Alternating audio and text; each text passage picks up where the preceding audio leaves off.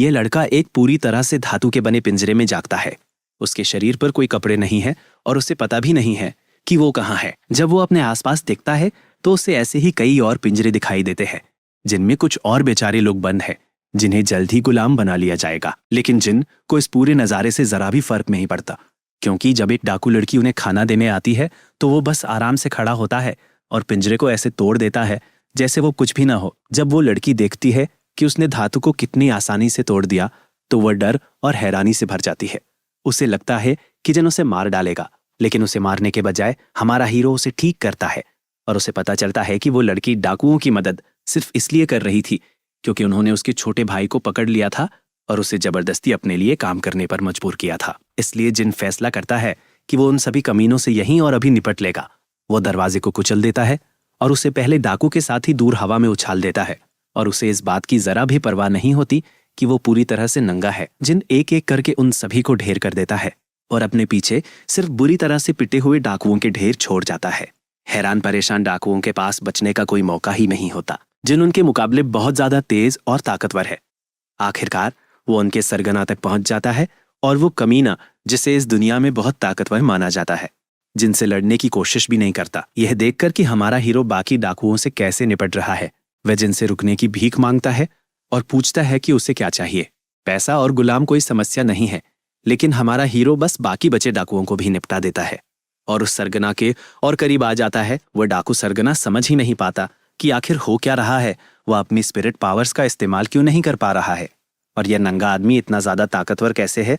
जिन उसकी तरफ ऐसे देखता है जैसे वो कोई बेचारा सा कीड़ा हो और वो कमीना समझ जाता है कि अब उसकी खैर नहीं। इसलिए वो भागना शुरू कर देता है ताकि अपना आखिरी दाव चल सके। एक ऐसा पिंजरा जिस पता चला कि जिनका शरीर इंसानों से कहीं ज्यादा मजबूत है और बात यहीं खत्म नहीं हुई। इसके बाद उसने अपनी दैवीय शक्ति का इस्तेमाल किया और एक एनर्जी बीम से उस राक्षस को पूरी तरह खत्म कर दिया। और जब ये काम हो गया तो वो उस कमीने की तरफ मुड़ा ताकि उन बेचारे लोगों के साथ उसके लिए उसे अच्छी तरह सबक सिखा सके। लेकिन जिन इतना ताकतवर क्यों है और उसे ये शक्ति कैसे मिली? खैर, ये सब 10 करोड़ साल पहले शुरू हुआ था। धरती पर एक बहुत बड़ी तबाही आई जिसने पूरी दुनिया से इंसानों की आबादी को खत्म कर दिया। इस तबाही की शुरुआत तब हुई जब एक रहस्यमयी वायरस जानवरों के शरीर में बदलाव करने लगा, उन्हें अजीब और डरावने राक्षसों में बदल दिया जिन्हें बाद में करप्टर्स कहा जाने लगा। कुछ ही सालों में यह वायरस इतनी तेजी से फैला कि इंसानों की 99% आबादी इस तबाही की भेंट चढ़ गई। इंसानों की जो थोड़ी बहुत आबादी बची थी उन्होंने मोर्चे पर डटे रहने और मुकाबला करने की पूरी कोशिश की। बदकिस्मती से यह जल्द ही साफ हो गया कि इन राक्षसों के खिलाफ आम लड़ाई के तरीके पूरी तरह बेकार थे। हताश होकर इंसानों ने अपनी ही जाति पर प्रयोग करना शुरू कर दिया।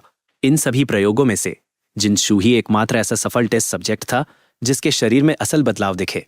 उसके साथ साथ वैज्ञानिकों ने एक काउंटर वायरस भी बनाया जिसमें नैनो मशीनें लगी थी जिनका मकसद धरती के खराब हो चुके पर्यावरण को ठीक करना था। अपनी नई मिली बेमिसाल शक्तियों के साथ जिन इस दुनिया का सुपर ह्यूमन रक्षक बन गया।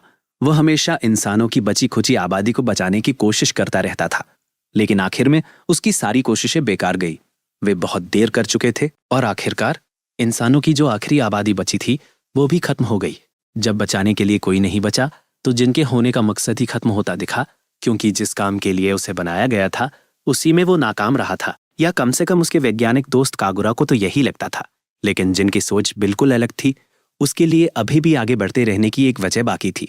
भले ही वह मौजूदा आबादी को बचा नहीं पाया, फिर भी उसे पूरा भरोसा था कि उसकी शक्तियां आने वाली पीढ़ियों के काम आ सकती है। नैनो मशीनें पहले से ही पर्यावरण से करप्टर करने वाले तत्व के असर को मिटाने में जोर शोर से लगी हुई थी, इसलिए उसे उम्मीद थी कि एक दिन पृथ्वी फिर से ठीक हो जाएगी और वह उस दिन का इंतजार करने को तैयार था। नतीजतन कागुरा ने उसे एक हाइबरनेशन कैप्सूल में रख दिया जिसे इस तरह बनाया गया था कि वो आने वाली कई सदियों तक जिंदा रह सके। जब जिन स्टेसिस गहरी नींद में शांति से सो रहा था तब भी राक्षस ग्रह को तबाह करते रहे। फिर भी जैसे जैसे दशक सदियों में और सदियां हजारों सालों में बदलती गई, वैश्विक पर्यावरण में बदलाव आखिरकार तेजी से बढ़ने लगा। वे अजीब तरह से बदले हुए जीव धीरे धीरे कमजोर पड़ने लगे, जिससे नई प्रजातियों के पनपतने का रास्ता खुल गया। विकास का ये चक्र 10 करोड़ सालों तक चलता रहा और आखिरकार हम एक ऐसे दृश्य पर पहुंचते हैं जहां 3 नए विकसित हुए इंसानी रूप वाले जीव एक भयानक राक्षस से बचने की पूरी कोशिश कर रहे हैं। वे घबराए हुए बचे हुए लोग एक पुरानी इमारत के खंडहर के पास पहुंचते हैं और जल्दी से अंदर घुसकर छिप जाते हैं। वे जालिम राक्षसी जानवर भी उनके पीछे पीछे उस इमारत में घुस आता है। जब उनके पास भागने के लिए कोई जगह नहीं बचती और वे एक कोने में फंस जाते हैं तो वे तीनों उस जानवर का पेट भरने वाला खाना बनने के लिए लगभग तैयार हो जाते हैं। अपनी आखिरी और बेबस गुहार लगाते हुए उस समूह की लड़की मदद के लिए जोर से चिल्लाती है और उस जगह के रक्षक देवता से उन्हें बचाने की प्रार्थना करती है। चमत्कारिक रूप से उसकी बात सुनी जाती है, जिससे हमारा वो लड़का जाग जाता है जो ठीक उनके पीछे वाले कैप्सूल में 10 करोड़ सालों से सो रहा था। वो प्राचीन इंसान एक एनर्जी बीम छोड़ता है जो उस राक्षस को वहीं के वहीं ढेर कर देती है। वे तीनों हैरान परेशान लोग समझ ही नहीं पाते कि आखिर ये सब हुआ क्या है, और हालात तब और भी ज्यादा अजीब हो जाते हैं जब अचानक कहीं से एक बिल्कुल नंगा आदमी प्रकट हो जाता है। ये नंगा धड़ंगा आदमी सबसे पहले अपनी पोशाक ढूंढता है, जिसे उसके दोस्त कागुरा ने एक ऐसे मजबूत बक्से में सुरक्षित रखा था जिसे तोड़ा नहीं जा सकता था। लैब के पुराने सिस्टम्स को चालू करने के बाद उसे पता चलता है कि वो असल में 10 करोड़ साल भविष्य में पहुंच गया है। हालांकि इतने लंबे समय बीतने की वजह से ज्यादातर डेटा खराब हो चुका है, फिर भी ये किसी चमत्कार से कम नहीं है कि मशीनें अभी भी काम कर रही है। ऐसा लगता है कि कागुरा ने जो नैनो मशीन वायरस बनाया था उसने ठीक वही किया जिसके लिए उसे बनाया गया था। उसने उन चीजों को खत्म कर दिया जो इस जगह को नुकसान पहुंचा रही थी, जिससे ये जगह सुरक्षित बच गई। उसे अपने पुराने दोस्त का छोड़ा हुआ एक कम्युनिकेशन क्यूब भी मिलता है। हालांकि उसके अंदर क्या है ये अभी भी एक रहस्य बना हुआ है। फिर वो इंसानों जैसे दिखने वाले वहां के लोगों की तरफ मुड़ता है और ये पूरी तरह भूल जाता है कि उसका मर्दाना अंग हवा में खुला लटक रहा है। यह एहसास होते ही कि वहां सचमुच बच्चे उसे नंगा घूर रहे हैं, वो जल्दी से कपड़े पहन लेता है और फिर से वही ताजा दम लुक अपना लेता है जो लाखों साल पहले उसका हुआ करता था। थोड़ी देर बाद वो उन तीनों के साथ उस जगह से बाहर निकलता है, लेकिन क्षितिज के ऊपर चमकते तेज सूरज की रोशनी से उसकी आंखें चौंधिया जाती है। सच कहूं तो उसे इतने शानदार नजारे की उम्मीद नहीं थी। उसके सामने जो नजारा था वो किसी भव्य चीज से कम नहीं था। यह उस तबाही भरे बंजर इलाके से बिल्कुल अलग था जिसे वो कभी जानता था। बच्चे तुरंत अपने ठिकाने की तरफ वापस जाने लगते हैं और जिद करते हैं कि उनका रक्षक देवता भी उनके साथ चले। दूसरी तरफ हमारा हीरो इस बात को समझने में पूरी तरह से उलझा हुआ है कि वो आखिर किस तरह की प्रजाति से सामना कर रहा है।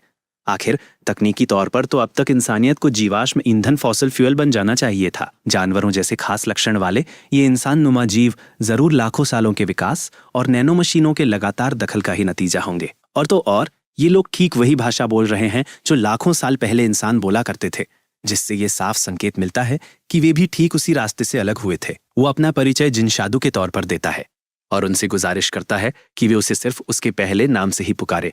जवाब में बकरियों जैसे कान वाली वह लड़की अपना परिचय हाकामा फिल के तौर पर देती है। कोआला जैसा दिखने वाला लड़का डैन पो है और उसके बगल में बिल्ली जैसी लड़की शैंडी है।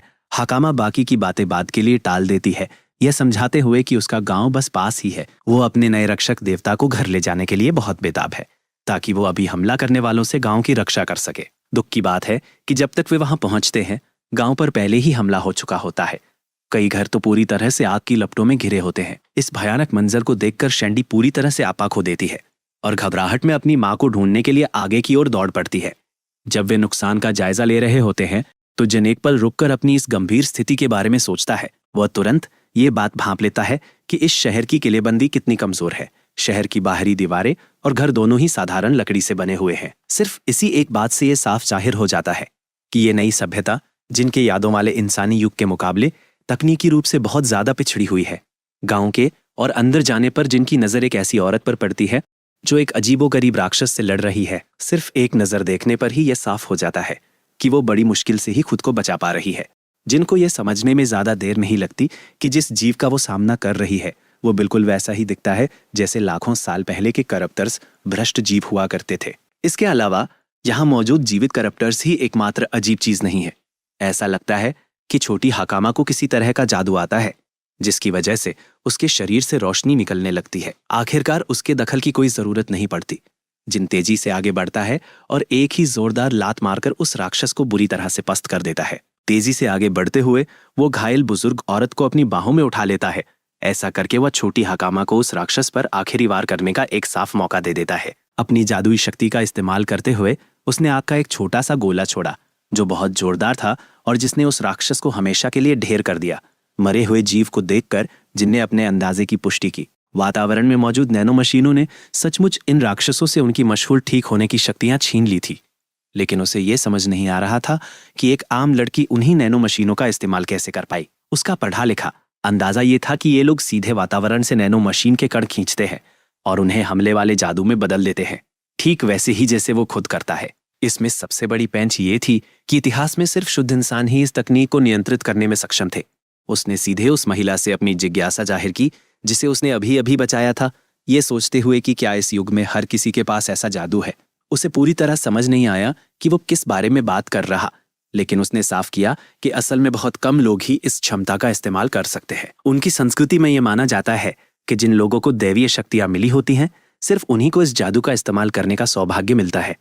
उनके खास गांव में ऐसे 4 से ज्यादा लोग नहीं हैं जिन्हें ये खास दर्जा मिला हो, जिनको ये सब समझने के लिए ज्यादा सोचना नहीं पड़ा।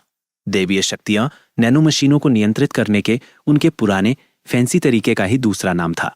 हाकामा दौड़कर उस बुजुर्ग महिला के पास गई जो उसकी दादी निकली और बड़ी बेचैनी से बाकी गांव वालों के बारे में पूछा।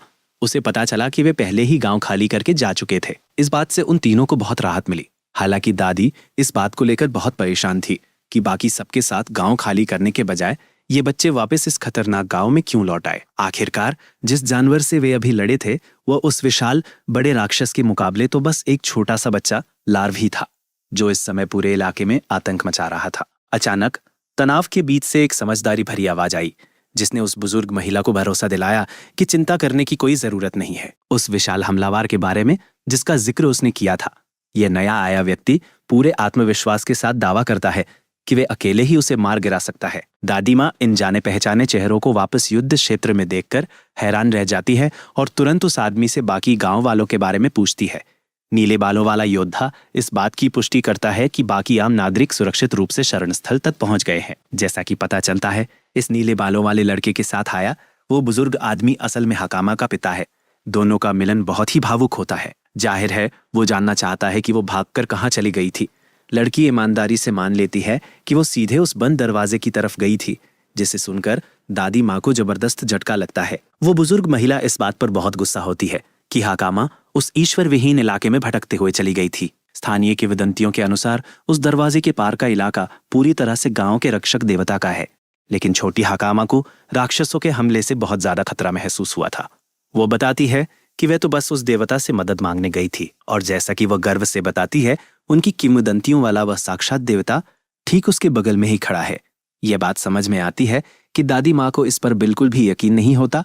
वो साफ तौर पर इस अनजान से नौजवान को अपना दिव्य रक्षक मानने से इनकार कर देती है। इससे भी बुरी बात यह है कि उसकी शक्ल सूरत देखकर वे ये मान लेते हैं कि हमारा ये लड़का किसी नीच प्रजाति का है, और इसलिए उसे इतना पवित्र दर्जा देना उन्हें सरासर बेतुका लगता है। बीच में आते हुए छोटी शांडी अपने नीले बालों वाले भाई को यह समझाने की कोशिश करती है कि जिन सचमुच कोई खास हस्ती है। जवाब में उसका वो बेहद पूर्वाग्रह से भरा भाई उसकी बातों को तुरंत खारिज कर देता है, और खास तौर पर जिनके आम इंसानों जैसे कानों की तरफ इशारा करता है। उनके समाज में जिस किसी में भी जानवरों जैसे खास लक्षण नहीं होते, उसे एक कमतर प्राणी माना जाता है। जहां तक इस लड़के की समझ की बात है, तो उसे लगता है कि उसकी छोटी बहन बस अपनी नादानी की वजह से किसी बहुत बड़ी गलतफहमी में जी रही है।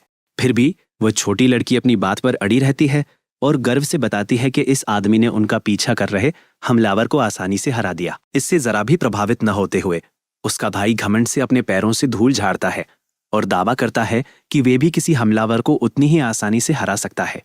हमारा हीरो, जो पहले से ही इस सारी बेकार की बकवास से पूरी तरह थका हुआ लग रहा है, उसकी तरफ मुड़ते हुए नीले बालों वाला योद्धा उस घुसपैठिए को धमकी देता है और उससे कहता है कि वह तुरंत गांव छोड़कर चला जाए, क्योंकि उनके पास कमजोर खून वाले किसी प्राणी के लिए कोई जगह नहीं है। वो बड़बोला आदमी बस जिन के पास से गुजर जाता है। वो खुद को इतना ज्यादा समझता है कि वह अपनी मर्जी से उस विशाल हमलावर को अकेले मारने का जानलेवा काम अपने सिर ले लेता है। वैसे इस घमंडी नीले बालों वाले लड़के का नाम सार्स है। सार्स ने अभी अभी जो बिना सोचे समझे जल्दबाजी में फैसला लिया है, उससे दादी माँ साफ तौर पर परेशान हो जाती है। फिर वह अपना ध्यान वापस जिन की तरफ मोड़ती है।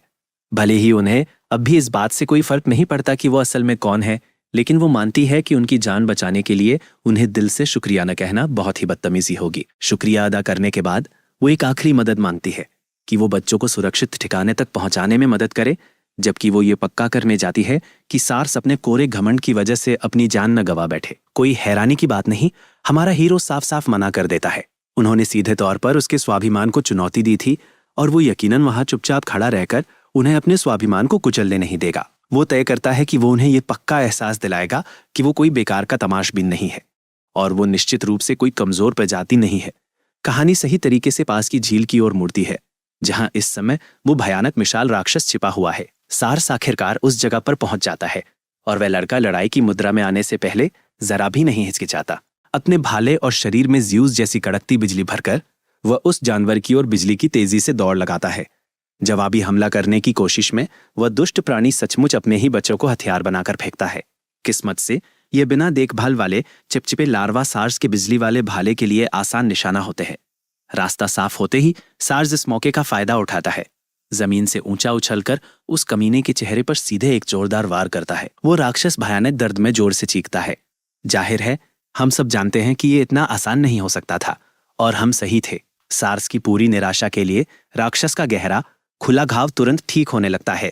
इस अचानक लगे झटके से नीले बालों वाला योद्धा सुन्न पड़ जाता है और एक जानलेवा जवाबी हमले के लिए पूरी तरह खुला रह जाता है, जिससे बचने का उसके पास कोई समय नहीं होता। लेकिन ठीक जैसा सोचा था, जिन आखिरी पल में बीच में आ जाता है और उस जोरदार वार को इतनी आसानी से रोक देता है जैसे ये कोई बड़ी बात ही ना हो। ऐसे रूपीस, जो कभी बेहद घमंडी बेवकूफ था, अचानक एक बड़ी सच्चाई से रूबरू होता है और यह तो अभी बस शुरुआत है। वह राक्षस पीछे हटकर दोगुनी ताकत से एक और वार करने के लिए उछलता है, लेकिन मेरा दोस्त उस प्राणी को वार करने का मौका भी नहीं देता। बस अपनी उंगलियां हल्के से चटकाकर जिन सीधे उस राक्षस के शरीर में एक साफ छेद कर देता है। वह घमंडी लड़का बस हैरान परेशान होकर ये शानदार नजारा देखता रह जाता है। इसके तुरंत बाद बाकी का ग्रुप पानी के किनारे की ओर दौड़ता हुआ आता है। वे उस जोरदार दौड़ के बाद अभी ठीक से सांस भी नहीं ले पाए थे कि उनका मुंह फिर से खुला का खुला रह जाता है जब वे देखते हैं कि हमारा लड़का उस विशाल राक्षस को सिर्फ एक हाथ से रोक रहा है, जबकि वो राक्षस लगातार अपनी पूरी ताकत लगाने की कोशिश कर रहा है। जिन सचमुच इस लड़ाई से ऊबने लगता है। जल्द से जल्द इस मामले को निपटाने का फैसला करके वो सार्स की कमर पकड़ता है। जब कैमरा पीछे हटता है तो हम देखते हैं कि वो विशालकाय राक्षस पूरी तरह से जिन की ऊर्जा से बिंध चुका है। सार्स घबराकर बहस करता है कि बड़े बड़े जोरदार हमले बेकार है अगर राक्षस खुद को बार बार ठीक कर सकता हो। शुक्र है कि जिन ने इस बात का पहले ही ध्यान रख लिया था। ठीक यहीं पर नैनो मशीनें काम आती है जो राक्षस के शरीर को ठीक करने की प्रक्रिया को पूरी तरह से रोक देती है। सार्स ने पहले जो नुकसान पहुंचाया था वो काफी ज्यादा था, लेकिन वो घाव इतना गहरा नहीं था कि राक्षस के ठीक होने की क्षमता पर भारी पड़ सके। अब तक तो सार्स का मानसिक संतुलन लगभग बिगड़ ही चुका था। वह बस इस बात को समझने की कोशिश कर रहा था कि ये साधारण सा दिखने वाला आदमी सच में उनका रक्षक देवता हो सकता है। मजे की बात यह है कि जिन तुरंत इस बात से इनकार कर देता है कि उसका कोई दैवीय मूल है जिसके आधार पर उसे इतना बड़ा खिताब दिया जा सके। उसे बस एक बात पक्के तौर पर पता है कि उसके अस्तित्व का एकमात्र मकसद भविष्य के लोगों की रक्षा करना और ठीक उसके सामने खड़े इन राक्षसों का खात्मा करना है। गुस्से से पागल होकर वह जानवर गुर्राता है और अपनी विशाल पूंछ को जोर से इधर उधर घुमाता है। वह उस फुर्तीले हीरो को कुचलने की बेताब कोशिश करता है जो पानी की तरह उसके हमलों से बच निकलता है। जीत की एक कारगर रणनीति बनाकर जिन उस जानवर को घने पीले बर्फीले क्रिस्टलों में फंसाकर पूरी तरह से बेदम कर देता है। जब वो एक ऐसा जोरदार हमला करने के लिए तैयार होता है जिससे उस जानवर के चिथड़े उड़ जाएंगे, तब वो आखिरकार अपना सही परिचय देता है। वे खुद को एक ऐसा राक्षस घोषित करता है जिसका जन्म सीधे तौर पर इंसानियत की अपनी ही दुखद मूर्खता से हुआ है। वो एक ऐसा प्राचीन अवशेष है जो 10 करोड़ सालों की नींद के बाद भी जिंदा है। एक ऐसा हथियार जिसे धरती को इस भयानक खतरे से मुक्त करने के लिए ही बनाया गया है। सार्स की हालत ऐसी नहीं है कि वह समझ सके कि ये आदमी आखिर बड़बड़ा क्या रहा है, लेकिन इस वक्त उसे सिर्फ एक ही बात की फिक्र है, क्या जिन सच में अपने इन बड़े बड़े दावों को पूरा कर पाएगा। खैर, जाहिर है जिन ऐसा कर सकता है। आखिर वो अनगिनत क्रूर और दुखद प्रयोगों का साक्षात परिणाम है। एक ऐसा हथियार जिसे कल्पना से भी परे तैयार किया गया है। मानवता के खून से सने इतिहास से जन्मा वह इस दुनिया में बचा हुआ पहला, आखिरी और एकमात्र सच्चा इंसान है।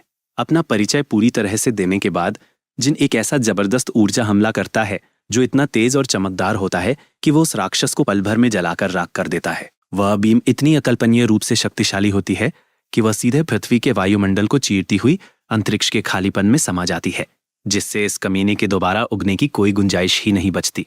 जब वो राक्षस पूरी तरह से मरकर राख हो जाता है तो सार्स की बोलने की हिम्मत पूरी तरह से जवाब दे जाती है, क्योंकि उसका बढ़ा चढ़ा कर किया गया घमंड अभी अभी उसके ही मुंह पर जोरदार तमाचे की तरह पड़ा था। इस बीच उस समूह की नजरों से ओझल कोई झाड़ियों के पीछे से हमारे इस लड़के पर बहुत पैनी नजर रखे हुए है। इस रहस्यमयी महिला को असल में सिर्फ उस नए तरह के हमलावर की निगरानी के लिए भेजा गया था। जिसके बारे में झील पर रिपोर्ट मिली थी, उसे जरा भी अंदाजा नहीं था कि वो इतनी खुशकिस्मत होगी कि उसे एक बिल्कुल ही अलग तरह के राक्षस को अपनी आंखों से देखने का मौका मिलेगा। जहां तक उसकी बात है, शाही राजधानी में मौजूद होली नाइट्स के सबसे ऊंचे दर्जे के अधिकारी भी इतने विशाल खतरे का अकेले सामना करने की हिम्मत नहीं करते। फिर भी इस अनजान नौजवान ने इसे बच्चों का खेल बनाकर दिखा दिया। वो जासूस इतनी ज्यादा उत्साहित हो जाती है कि वो अपनी खुशी को काबू में ही नहीं रख पाती। वो जो कुछ भी अभी अभी अपनी आंखों से देखती है उसे तुरंत अपने गिल्ड तक पहुंचाना चाहती है। उसी दिन बाद मैजिन आखिरकार उस 10 लाख साल पुराने होलोग्राफिक संदेश को सुनता है जिसे उसका दोस्त कागुरा उसके लिए छोड़ गया था। उसका डिजिटल दोस्त अपनी बात की शुरुआत इस बात को स्वीकार करते हुए करता है कि जब तक जिन इस संदेश को देखेगा तब तक लाखों साल बीत चुके होंगे। समय में इस भारी उछाल की वजह से कागुरा बेसब्री से सोचता है कि पृथ्वी का भविष्य कैसा दिखेगा और क्या ग्रह का पर्यावरण सच में ठीक हो गया है। शुरू में ही वह बुरी खबर देता है, दुष्ट भ्रष्टाचारी कभी भी पूरी तरह से खत्म नहीं होंगे, भले ही दुनिया खुद ही बहुत ज्यादा ठीक हो जाए। और सच कहूं तो ये बात पहले से ही काफी साफ है, क्योंकि जिन ने अभी अभी उनमें से एक से लड़ाई खत्म की है। कागुरा बताता है कि जब जिन गहरी नींद में था तो वह खुद समय समय पर कोल्ड स्लीप में चला जाता था ताकि दुनिया भर में हो रहे धीरे धीरे बदलावों को देख सके। पर्यावरण की बहाली की वजह से भ्रष्टाचारियों की कुल संख्या लगातार कम हो रही थी। बदकिस्मती से जैसे जैसे इकोसिस्टम बदला, भ्रष्टाचारियों ने भी उसके साथ साथ विकसित होना शुरू कर दिया। यह बदलाव इस बात का एक साफ संकेत था कि दुनिया कभी भी इस खतरे से पूरी तरह से छुटकारा नहीं पा सकेगी। इसका मुकाबला करने के लिए कागुरा बताता है कि उसने जानबूझकर नए पैदा हो रहे जीवों के जीन्स में बदलाव किया जिससे उन्हें भ्रष्टाचारियों का शिकार बनने की क्षमता मिल सके। इसके अलावा कागुरा बताता है कि उसने खास तौर पर हमारे हीरो के लिए एक बहुत बड़ा पावर अप पीछे छोड़ दिया है। हाँ, चमकते हरे तरल से भरी वो डरावनी सिरिंज ही वे चीज है जिसे जिनको सीधे अपनी नसों में इंजेक्ट करना है। ऐसा करते ही जिनके शरीर से तुरंत ही एक रहस्यमयी ऊर्जा निकलने लगती है और वो चमकने लगता है। उसने जो सीरम अभी लिया है वह उसे नैनो मशीनों के साथ 100% तालमेल बिठाने की क्षमता देता है। एक बार जब ये जुड़ाव पूरी तरह से पूरा हो जाता है तो जिनको नैनो मशीनों की मदद से भौतिक चीजें बनाने की एक जबरदस्त क्षमता मिल जाती है। सबसे अच्छी बात यह है कि ये अपग्रेड तो बस शुरुआत भर है। उसका पुराना दोस्त बताता है कि उसने दुनिया भर में ऐसे ही और भी कई पावर अप्स छिपा रखे हैं। उसने जानबूझकर उन सभी को एक ही जगह पर जमा नहीं किया ताकि अगर भ्रष्टाचारी किसी सुविधा केंद्र को तबाह करके सब कुछ एक ही बार में खत्म कर दे तो भी कुछ बचा रहे। इसके अलावा ये स्कैवेंजर हंट, खोज यात्रा, ये पक्का करता है कि जिनको पूरी दुनिया घूमनी पड़ेगी और नई दुनिया की भव्यता को अपनी आंखों से देखना पड़ेगा। कागुरा मानता है कि उसे कोई अंदाजा नहीं है कि इस दूर के युग में करप्टर्स भ्रष्टाचार किस तरह का खतरा पैदा करेंगे, लेकिन उसे पूरा यकीन है कि भविष्य उस निराशाजनक प्रलयकारी हकीकत से कहीं ज्यादा उज्जवल है जिसे वे युगों पहले पीछे छोड़ आए थे। जैसे जैसे संदेश आगे बढ़ता है, होलोग्राफिक प्रोजेक्शन दिखाता है कि समय के साथ उस बेचारे वैज्ञानिक की उम्र कितनी बढ़ गई है। यह एक सुखद दुखद पल होता है जब कागुरा गहरा दुख जाहिर करता है, यह जानते हुए कि वो इस खूबसूरत फिर से बसाई गई दुनिया को कभी भी अपनी आंखों से नहीं देख पाएगा। आधिकारिक तौर पर मशाल सौंपने और भविष्य की जिम्मेदारियां जिनको सौंपने के बाद संदेश ठीक उसी समय खत्म हो जाता है जब हाकामा और बाकी लोग अपने तथाकथित रक्षक देवता को ढूंढते हुए वहां पहुंचते हैं। वो और कोआला जैसा दिखने वाला लड़का दानपो उसे जबरदस्ती वापस गांव ले जाने आए हैं क्योंकि पूरा गांव बेसब्री से उसका इंतजार कर रहा है। जब वे वापस जा रहे होते हैं तो जिनकी तेज नजर हाकामा के गले में लटकती हुई एक जानी पहचानी रिसर्च फैसिलिटी एक्सेस की अनुसंधान केंद्र की चाब पर पड़ती है। उत्सुक होकर वो उस पेंडेंट के बारे में पूछता है, ये सोचते हुए कि आखिर वो चाबी उसके हाथ कैसे लगी। हाकामा बताती है कि बहुत समय पहले एक असाधारण व्यक्ति ने उसके पुरखों से कहा था कि वे इस चाबी को एक सुरक्षा कवच के तौर पर पीढ़ी दर पीढ़ी आगे बढ़ाते रहे। किंवदंती के अनुसार अगर कभी गांव पर कोई बड़ा खतरा मंडराता तो यही चाबी उनके बचाव के लिए रक्षक देवता को बुला लेती। यह सुनकर जिन बहुत भावुक हो जाता है। वो इस बात से बहुत खुश होता है कि उसके दोस्त ने उसके लिए सारी व्यवस्था करने के लिए इतनी जबरदस्त कोशिशें की जिससे वो कागुरा का बहुत ज्यादा एहसानमंद महसूस करता है। गांव के बीचों बीच एक जोरदार दावत पहले से ही चल रही होती है। जब सब लोग खाने पीने में व्यस्त होते हैं तभी बच्चे अपने रक्षक देवता को जुलूस की तरह वापस सबके सामने ले आते हैं। हालांकि माहौल थोड़ा बदल जाता है जब गांव के बड़े लोग एक कमजोर प्रजाति के जीव को देखकर तुरंत कानाफूसी शुरू कर देते हैं। उनकी छोटी सोच के हिसाब से ये बात बिल्कुल समझ में नहीं आती कि कोई आम सा जीव रक्षक देवता जैसा महान दर्जा कैसे पा सकता है। ठीक उसी समय जब वे जोर जोर से हमारे लड़के की काबिलियत पर शक कर रहे होते हैं, सर्स अचानक खड़ा हो जाता है और उस पूरे ग्रुप पर बुरी तरह भड़क उठता है क्योंकि उन्होंने उनके रक्षक पर उंगली उठाने की हिम्मत की थी। वह तो यहाँ तक चला जाता है कि उन्हें कुछ जोरदार मुक्के भी जड़ देता है जिसके वे हकदार थे। आखिर ये पाखंडी वही कायर लोग तो थे जो खतरा सामने आते ही सबसे पहले वहां से दुम दबाकर भाग खड़े हुए थे। इस जोरदार कहासुनी को देखते हुए हाकामा और डानो को सर्स के अंदर से निकलती घोर पाखंड की बू साफ महसूस हो रही थी। आखिर वो खुद ही तो कुछ घंटे पहले तक पहला ऐसा इंसान था जिसने जिनकी ताकत का मजाक उड़ाया था और उस पर जोरदार शक जाहिर किया था। गांव की बुजुर्ग दादी आगे आती है और जिनसे सीधे बात करती है। खुद को बहुत ज्यादा एहसानमंद महसूस करते हुए वो पूरे गांव की तरफ से जिनका तहे दिल से शुक्रिया अदा करने की कोशिश करती है। असलियत तो यह है कि अगर जिन ने सही समय पर दखल न दिया होता तो आज उनमें से कोई भी वहां जिंदा खड़ा ना होता, पूरा गांव जलकर राख हो चुका होता। अपनी आदत के मुताबिक हमारा हीरो उन तारीफों को बड़े बेपरवाही से यह कहकर टाल देता है कि ये तो बस उसके काम का ही एक हिस्सा था। फिर भी वे जानता है कि ये लोग उसे बिना कुछ बदले में दिए खाली हाथ नहीं जाने देंगे। वे सद्भावना के तौर पर उसे कुछ न कुछ जरूर देंगे। भौतिक धन दौलत मांगने के बजाय वह एक कहीं ज्यादा कीमती चीज की मांग करता है और वो है जानकारी। जिन दुनिया की मौजूदा हालत के बारे में पूरी जानकारी चाहता है। बदकिस्मती से गांव के ये सीधे सादे लोग इतने बड़े और पेचीदा भू राजनीतिक सवाल का जवाब देने में सक्षम नहीं थे। अपनी मांगी हुई जानकारी पाने के लिए वे जिनको जोरदार सलाह देते हैं कि वे जिनको जोरदार सलाजा रहता है। चूंकि राजधानी में हर तरह के लोग इकट्ठा होते हैं, इसलिए यह वैश्विक मामलों और जरूरी जानकारियों का एक बहुत बड़ा केंद्र है। वे बताते हैं कि उनके अपने कोडामा गांव के व्यापारी अक्सर वहां लकड़ी और रेशम के धागे से बनी खास चीजें बेचने जाते हैं। हालांकि राजधानी तक का रास्ता बहुत लंबा और खतरनाक माना जाता है, फिर भी दादी को लगता है कि जिन बिल्कुल ठीक रहेगा, क्योंकि जाहिर है वो कोई आम आदमी नहीं है। वो हकामा को उसका आधिकारिक गाइड बनने का काम भी सौंपती है और सुझाव देती है कि जिन उसे अपने साथ ले जाए, क्योंकि वो वैसे भी शाही राजधानी जाने की योजना बना ही रही थी। क्योंकि हकामा उन बहुत कम लोगों में से एक है जो देवीय शक्तियों का इस्तेमाल कर सकती है, इसलिए वो जादू का इस्तेमाल करने वालों को प्रशिक्षण देने के लिए बनी प्रतिष्ठित अकादमी में दाखिला लेना चाहती है। जिनको ये जानकर सचमुच हैरानी होती है कि इस जमाने में भी औपचारिक शिक्षण संस्थान मौजूद है। अचानक ये साफ हो जाता है कि हमारे इस लड़के ने अपना एक बहुत ही जोरदार और वफादार प्रशंसक बना लिया है। सार्स बड़े उत्साह से इस सफर में रक्षक देवता का निजी अंगरक्षक बनने के लिए खुद आगे आता है। वह बुढ़िया तुरंत उसे मना कर देती है कि उसके पास राजधानी जाने का सचमुच कोई भी कारण नहीं है। हालांकि सार्स जोर जोर से डींगे मारता है कि उसके पास जाने का पक्का एक कारण है। वो प्रतिष्ठित होली नाइट ऑर्डर में शामिल होने की योजना बना रहा है। दादी को हालांकि पता है कि यह सिर्फ उसकी कोरी कल्पना है। वे बेदर्दी से ये बात सामने रखती है कि सार्स तो बुनियादी अकादमी में भी दाखिला पाने में कामयाब नहीं हो पाया था, इसलिए उस विशिष्ट नाइट ऑर्डर में शामिल होना तो बहुत ही मुश्किल काम है। ये बात जिनको चौंका देती है, ये देखते हुए कि सार्स देवीय शक्तियों का इस्तेमाल करने वाला है। जिनने सोचा था कि वो दाखिले की प्रक्रिया को बिना किसी मुश्किल के आसानी से पार कर लेगा।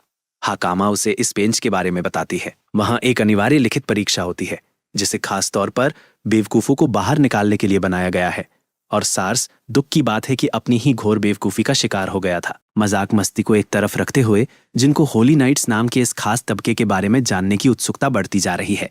इसी बात पर सीन गांव से हटकर एक भारी कवच पहने हुए नाइट योद्धा की तरफ चला जाता है। वो ये जानकर साफ तौर पर हैरान रह जाता है कि कोडामा गांव के इलाके में आतंक मचाने वाला वो विशाल हमलावर पहले ही पूरी तरह से खत्म हो चुका है। ये चौंकाने वाली खबर देने वाली वही जासूस लड़की है जो झाड़ियों के पीछे से झील पर हुई पूरी लड़ाई को देख रही थी। नाइट उससे कहता है कि वो इन बातों की एक बार फिर से पुष्टि करे, और लड़की बिना किसी हिचकिचाहट के अपनी बात को पूरी मजबूती से दोहराती है। होली नाइट को आज भी इस बात पर बिल्कुल भी यकीन नहीं हो रहा है। उसने कभी सोचा भी नहीं था कि उनके खास तबके के बाहर भी किसी में इतनी काबिलियत हो सकती है कि वे अकेले ही इतने बड़े राक्षस को हरा सके। उनकी बातचीत के ठीक बीच में ही अचानक एक कोरप्टर उस जासूस पर पीछे से हमला करने की कोशिश करता है और उसकी खुली पीठ पर छलांग लगा देता है। नाइट बिजली की तेजी से प्रतिक्रिया करता है, अपनी तलवार निकालता है और उस राक्षस को एक ही वार में साफ साफ 2 टुकड़ों में काट देता है।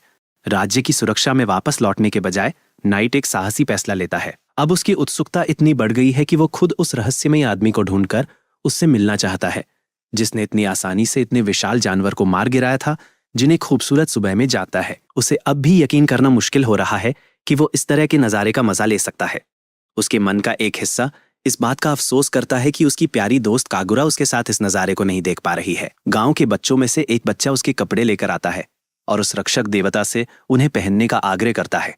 अगले सीन में हम अपने हीरो को गांव के बाहरी इलाके में देखते हैं। हाकामा की दादी उससे कह रही है कि वो एक गाइड के तौर पर अपनी जिम्मेदारी ठीक से निभाए, जबकि सार्स इस बात से चिढ़ा हुआ लग रहा है कि जिनको रास्ता दिखाने का मौका उसे नहीं मिला।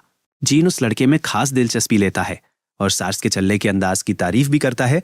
उसे भरोसा दिलाता है कि वो शाही राजधानी में उसके आने का इंतजार करेगा। इस बात को सुनकर सार्स खुशी से उछल पड़ता है किसी फैन गर्ल की तरह और उस रक्षक देवता को शुभकामनाएं देता है। उम्मीद करता है कि वह हाकामा का ख्याल रखेगा। हाकामा को भी सुरक्षित रहने के लिए कहा जाता है और इसी के साथ उन दोनों की यात्रा शुरू हो जाती है और वे लंबा आदमी साथ साथ चलते हैं और रास्ते में आने वाले हर तरह के खूबसूरत और मनमोहक नज़ारों को पार करते हैं। हाकामा उसे आसपास की जगहें दिखाती है और जब वे आखिरकार डेरा डालते हैं तो जीन पूछता है कि राजधानी कितनी दूर है। पता चलता है कि वहां पहुंचने में अभी 4 दिन और पैदल चलना पड़ेगा, इसलिए ये उतना दूर नहीं है जितना उसने सोचा था। लेकिन हाकामा उसके बारे में और ये जानने के लिए बहुत उत्सुक है कि वो दुनिया घूमने पर इतना जोर क्यों दे रहा है। वो कुछ भी बताने से मना कर देता है और उससे कहता है कि ये एक राज है। अपने मन ही मन गोजो जानता है कि कागुरा के अधूरे ब्यौरे के आधार पर करप्टर्स, भ्रष्ट जीव अभी भी जिंदा है और इस युग में उसे उनमें से कुछ का सामना भी करना पड़ा है। उनके प्रजनन की सामान्य दर केवल तब होती है जब वातावरण नष्ट और प्रदूषित हो, जो कि इस जगह के बिल्कुल विपरीत है, जिसका मतलब है कि कोई चीज या कोई व्यक्ति पर्दे के पीछे से कोई ऐसा बदलाव ला रहा है जिसकी जांच करना जरूरी है। हाकामा उसे इतना गंभीर चेहरा बनाए विचारों में डूबा हुआ देखकर डर जाती है, इसलिए वो अपने विचारों में खोए रहने के लिए उससे माफी मांगता है। जीन एक बात समझ जाता है, ये युग पूरी तरह से उन करप्टर जीवों के कब्जे में नहीं है। यहाँ जीवन के संकेत साफ साफ दिखाई दे रहे हैं। उसका पहला मुख्य लक्ष्य इस युग के लोगों के बारे में जानकारी इकट्ठा करना है और उसके बाद उन करप्टर्स से निपटना है। उन राक्षसों पर शोध करना ज्यादा मुश्किल नहीं है क्योंकि वो अपनी मर्जी से जब चाहे तब ये काम कर सकता है। इसके अलावा वह तुरंत एक बदलाव चाहता है और हाकामा से गुजारिश करता है कि वो उसे रक्षक देवता कहकर न पुकारे। हाकामा तब भी उसे बहुत ज्यादा इज्जत देती रहती है, इसलिए उसे हाकामा से जोर देकर कहना पड़ता है। एक होली नाइट अपनी टीम के साथ आया है और हमारे दोनों साथियों से कुछ पल बात करना चाहता है। यह आदमी देखने में किसी आम प्रिंस चार्मिंग जैसा लगता है, लेकिन जिनको इसकी कोई परवाह नहीं है और वो फिर भी उससे उसकी पहचान पूछता है। होली नाइट ऑर्डर से ताल्लुक रखने वाला 7वीं डिवीजन का कैप्टन अपना परिचय आगस आल्टन के रूप में देता है। होली नाइट का कॉन्सेप्ट हमारे लड़के के लिए अभी भी नया है। वो सोचता है कि क्या ये वही दिलचस्प लोग हैं जिनके बारे में गांव वालों ने बताया था। आर्क्स की टीम में से एक ब्रेडी नाइट को अचानक गुस्सा आ जाता है और वो उस आम आदमी पर जोर से चिल्लाती है क्योंकि उसने अपने लीडर के सम्मान में खड़े ना होकर पूरी तरह से बेरुखी दिखाई थी। वह अपने कैप्टन से यहाँ तक कह देती है कि ये दोनों ही जरूर असली अपराधी होंगे, लेकिन आर्गस उसे शांत रहने के लिए कहता है। पीछे की तरफ करीना बड़बड़ा रही होती है, जबकि होली नाइट इस बार जिनसे ज्यादा इज्जत से बात करता है। हमारा लड़का असल में करीना की पिछली बातों को लेकर बस उत्सुक है, लेकिन होली नाइट उसकी बात को टाल देता है और ऐसा दिखाता है जैसे करीना बस बदतमीजी कर रही थी। फिर आर्गस बात का विषय बदल देता है और उस आदमी की पहचान के बारे में पूछता है कि वो कहाँ से आया है या आगे कहाँ जाने वाला है। हाकामा बताता है कि वे कडामा गांव के रहने वाले हैं और उनकी मंजिल शाही राजधानी है। करीना इसे फिर से अपनी बात की पुष्टि मान लेती है और बड़े घमंड के साथ उन दोनों पर घटिया नस्ल का होने का आरोप लगाती है। असल में वो बड़े दिखावे के साथ एक लंबा चौड़ा भाषण देने लगती है, जैसे कि कडामा गांव के इन घटिया लोगों की पहचान करके उसने कोई बहुत बड़ा तीर मार लिया हो और उसका IQ थर्जर्शल। जब जिनको पता चलता है कि इस दुनिया में लोगों के जन्म का रिकॉर्ड भी रखा जाता है तो वह इस दुनिया की तरक्की देखकर सचमुच हैरान रह जाता है। लेकिन आर्गस फिर बीच में बोल पड़ता है और करीना को बिना सोचे समझे अंदाजे लगाने से रोकता है। असल में वह पहचान लेता है कि छोटी लड़की हाकामा ने जो कपड़े पहने हैं वे खास कोडामा कपड़े हैं, ऐसे कपड़े जिनकी शाही राजधानी में भी बहुत इज्जत की जाती है और जिन्हें बहुत ऊंची क्वालिटी का माना जाता है। गांव के बच्चे आमतौर पर ऐसे शाही कपड़े नहीं। हालांकि उसे लड़की पर पूरा भरोसा है, फिर भी आर्गस अपनी तलवार निकालता है और उसे अपने सामने खड़े आदमी की तरफ करके कहता है कि ये बाकियों से अलग है। पहली बात तो यह है कि उसने इस आदमी के कपड़े पहले कभी देखे ही नहीं है, जिससे यह सवाल उठता है कि यह कहाँ का रहने वाला है।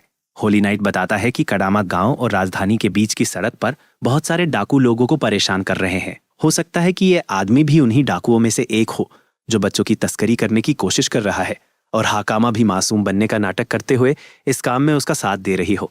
छोटी लड़की मना करने की कोशिश करती है, लेकिन वे उसकी एक भी बात पर यकीन नहीं करते।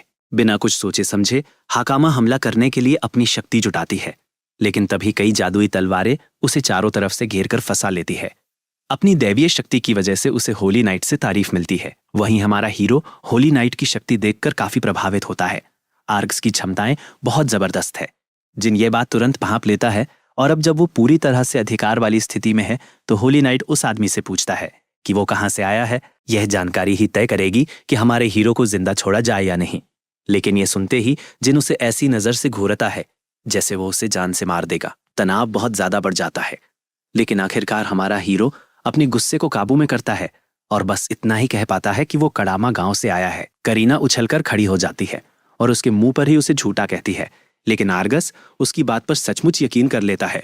यह एक चौंकाने वाला बदलाव है, खासकर तब जब कुछ ही देर पहले वो आदमी उसे जान से मारने की धमकियां दे रहा था। होली नाइट भांप लेता है कि वो झूठ नहीं बोल रहा है, जबकि हाकामा आधिकारिक तौर पर जिनको गांव का रक्षक देवता घोषित कर देती है। रक्षक देवता का ये विचार होली नाइट को काफी दिलचस्प लगता है, लेकिन वो इसे ज्यादा गंभीरता से नहीं लेता और वहां से जाने के लिए मुड़ जाता है। वो वापस अपने घोड़े पर सवार होता है और अपने रूखे व्यवहार के लिए माफी मांगता है। असल में आर्ग्स ये सब अपने फर्ज के तौर पर ही कर रहा था। कैप्टन समझता है कि भविष्य में वे शाही राजधानी में एक दूसरे से मिलेंगे। असल में वह उन्हें ये मौका भी देता है कि अगर वे किसी मुसीबत में फंस जाए तो उसे ढूंढते हुए उसके पास आ सकते हैं। ऐसा कहकर वह जल्दी से वहां से चला जाता है, जिससे करीना शर्मिंदा हो जाती है। वो किसी वजह से चाहती थी कि वहां कुछ गंभीर हो, यहाँ तक कि जिन भी इस लड़की की ड्रामा करने की सनक देखकर हैरान है। अगले सीन में हम टीम को उनकी अगली मंजिल की ओर जाते हुए देखते हैं। करीना बिना किसी वजह के जबरदस्ती कर रही है, ये जताते हुए कि जिन पर शक है और उन्हें उस घटिया नस्ल को जाने नहीं देना चाहिए था। घटिया नस्ल शब्द उसके गले में ही फंसकर रह जाते हैं। आर्गस उस लड़की पर ताना कसता है कि उसे ये भी नहीं पता कि उन दोनों में से असली घटिया नस्ल कौन है। आर्गस की बात से सहमत होते हुए रिया भी उसकी हाँ में हाँ मिलाती है, जिससे करीना को जबरदस्त झटका लगता है। असल में वो इस बात पर जोर देती है कि उस समय उनके और जिस आदमी का वे सामना कर रहे थे उसके बीच कितना बड़ा भगवान जैसा फर्क था। आर्गस ने तो एक बार में 3 बार हमला करने की कोशिश भी की थी, लेकिन उसका अपना ही हौसला उसे ऐसा करने की इजाजत नहीं दे पाया। वो भाप गया था कि जिन जिसका हाथ उसकी जेब में था तुरंत हरकत में आने वाला है, और इससे पहले कि आर्गस कोई चाल चलता जिन ने उसे रोक दिया। अब मुझे तो यह भी नहीं पता कि इस सब का क्या मतलब है, लेकिन वाह, हमारे हीरो ने कमाल कर दिया। वैसे आर्गस ने तो अपनी दैवीय शक्ति का इस्तेमाल करने की भी कोशिश की थी, लेकिन जिनके सामने वो शक्ति काम ही नहीं कर पाई, जिससे करीना डर गई। वही चाल जिसका इस्तेमाल उसने हकामा के खिलाफ किया था, जिन पर बिल्कुल भी काम नहीं कर पाई। रिया ने भी वैसा ही करने की कोशिश की, लेकिन वो भी नाकाम रही। इससे ये साफ जाहिर होता है कि उनकी ताकत और जिन जैसे राक्षस की ताकत के बीच जमीन आसमान का फर्क है। आर्गस की नजर में भी ऐसा कारनामा नाइट ऑर्डर के सुप्रीम कमांडर के अलावा और कोई नहीं कर सकता। रिया और करीना उसकी बात पर हंसती है।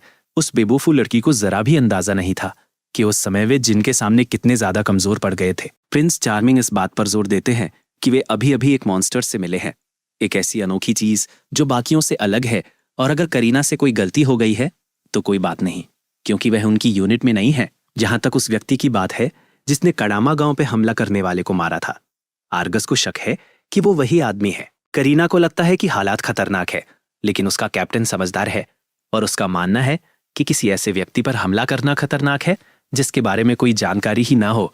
उसे यह भी लगता है कि जिन अपने शांत स्वभाव के हिसाब से काफी कूल है और अभी उनका मकसद शाही राजधानी लौटना है, क्योंकि अब वहां उनकी मौजूदगी की कोई जरूरत नहीं है। आखिरी बात जिस पर वे चर्चा करते हैं वो ये है कि डाकुओं की स्थिति के बारे में गिल्ड को जानकारी दी जाए, और आर्गस अपने मन में कड़ामा गांव के उस रक्षक देवता जैसे किरदार के बारे में सोचकर हैरान रह जाता है। काश वो आदमी उनका साथी बन पाता तो इससे उनके देश की कई सारी समस्याएं हल हो सकती थी। अगले सीन में हमारा हीरो हकामा के साथ फिर से सड़क पर है और वह जिक्र करता है कि पिछले दिनों उनकी मुलाकात एक बड़े ही दिलचस्प इंसान से हुई थी। वे सोचता है कि क्या सभी होली नाइट्स उतने ही ताकतवर होते हैं जितना वे व्यक्ति जिससे वे मिले थे, लेकिन हकामा ये साफ करती है कि आर्गस तो एक असाधारण व्यक्ति था। यहाँ तक कि नाइट ऑर्डर में भी सिर्फ सबसे बेहतरीन लोगों को ही होली नाइट्स का दर्जा दिया जाता है ताकि वे उनके लीडर बन सके। आर्गस तो अपनी लीग में सबसे ऊपर है। वो इशारों में यह भी बताती है कि पिछले दिनों आर्गस ने कितनी तेजी से अपनी स्पिरिट आर्ट का इस्तेमाल किया था, एक ऐसा शब्द जिससे हमारा हीरो अभी तक अनजान है। जाहिर है आज के जमाने में स्पिरिट्स आत्माओं से शक्तियां उधार लेने को ही दिव्य शक्ति कहा जाता है, और ऐसी शक्ति को हासिल करने के लिए जिन तकनीकों का इस्तेमाल होता है उन्हें ही मूल रूप से स्पिरिट मेथड या स्पिरिट आर्ट्स कहते हैं। दूसरे शब्दों में कहें तो कागुरा और जिनकी नैनो मशीनों को भी उनकी समझ से परे होने की वजह से एक तरह की स्पिरिट्स ही माना जा रहा है। वो जानता है कि आज के जमाने के हिसाब से ये सब किसी बहुत ही अजीबोगरीब कल्पना जैसा लग सकता है, लेकिन वो करीना की उन कमतर जीवों के प्रति गुस्से वाली भावनाओं को याद किए बिना नहीं रह पाता, जिनको इस शब्द में दिलचस्पी जागती है और उसे पता चलता है कि आज के दौर में इंसानों की कई अलग अलग नस्लें मौजूद है। इनमें कुछ ऐसे भी हैं जो कीड़े मकोड़ों और मछलियों जैसे दिखते हैं, और उसकी दादी की बातों के आधार पर कोई खास नस्ल तो सिर्फ पानी में या किसी खास इलाके में ही रहती होगी। समय बीतने के साथ साथ ये स्थिति बदल गई, क्योंकि उन जीवों ने खुद को माहौल के हिसाब से ढालने के लिए अपना विकास कर लिया। जिनको ये बात बहुत दिलचस्प लगती है और वह तुरंत ये सोचने लगता है कि इसका मतलब तो यही हुआ कि इंसानों में से जो लोग बच गए थे उन्हीं की वजह से 3 करोड़ साल बाद विकास का ये चक्र फिर से शुरू हुआ होगा। वो इस बड़ी सी धारणा के बारे में ज्यादा सोच विचार नहीं करना चाहता। इसके बजाय जिन ये अंदाजा लगाता है कि जो लोग बदले नहीं और खुद को माहौल के हिसाब से ढाल नहीं पाए, वे असल में मजाक का पात्र बन गए। उन्हें कमतर नस्ल का नाम दे दिया गया। चूंकि वे खुद को ढाल नहीं पाए, इसलिए उन्हें समाज में सबसे निचले दर्जे का और कमजोर माना जाने लगा, भले ही उनका समाज उन्हें बिल्कुल ही बेकार और तुच्छ समझता हो और उन्हें गुलाम बनाकर बेच देता हो। इस दौर में गुलामी की प्रथा का होना हमारे इस लड़के को बहुत खलता है, लेकिन हकीमा अपनी राय पर पूरी तरह से कायम रहती है। वो पूरे आत्मविश्वास के साथ कहती है कि उन लोगों और इन कमतर जीवों के बीच असल में कोई खास फर्क नहीं है। उसे यह बात समझ नहीं आती कि लोग सिर्फ इसलिए दूसरों के साथ बुरा बर्ताव क्यों करते हैं क्योंकि वे उनसे कुछ अलग हैं। हर इंसान अपने आप में थोड़ा बहुत अजीब तो होता ही है, और उसकी ऐसी बातें सुनकर जिन उस छोटी सी बच्ची के व्यक्तित्व से बहुत प्रभावित होता है। जब वे दोनों आपस में बातें कर ही रहे होते हैं, तभी अचानक उनके सामने एक लड़का आ खड़ा होता है जो देखने में बहुत ही बदहाल और थका हारा सा लग रहा होता है। वह लड़का सड़क पर ही गिर पड़ता है और उन दोनों से मदद की गुहार लगाने लगता है। जैसे ही हाकामा उसकी मदद के लिए दौड़ती है, जिन उस बच्चे को ध्यान से देखता है और समझ जाता है कि उसके कानों में जानवरों जैसी कोई बनावट नहीं है, जिसका मतलब है कि वो किसी तरह का इंसान ही है। उस बच्चे के शरीर पर गर्दन से लेकर पैर तक चोटों के निशान हैं। ये चोटें किसी आम घटना से लगने वाली चोटों जैसी नहीं है। हाकामा उस लड़की को उठाने की पूरी कोशिश करती है, जबकि जिन अपनी शक्तियों का इस्तेमाल करके उसे ठीक करने में मदद करता है। शुक्रगुजार होने के बजाय वह बच्चा तुरंत अपना नाटक बंद कर देता है और एक चाकू निकालकर हाकामा की गर्दन पर तान देता है और उसे धमकी देता है कि अगर वो अपनी जगह से जरा भी हिली तो वह उसे मार डालेगा। यह स्थिति हमारे लड़के की सोच से बिल्कुल अलग निकली। अब उसे पक्का यकीन हो गया है कि उसे शुरू से ही फंसाया गया था। वो अपने आसपास के माहौल को भी स्कैन करता है ताकि पता चल सके कि आसपास और कौन कौन मौजूद है। तभी अचानक हवा में से एक आदमी प्रकट होता है और पुआर की तारीफ करता है कि उसने उसके निर्देशों का पालन करते हुए बहुत अच्छा काम किया है।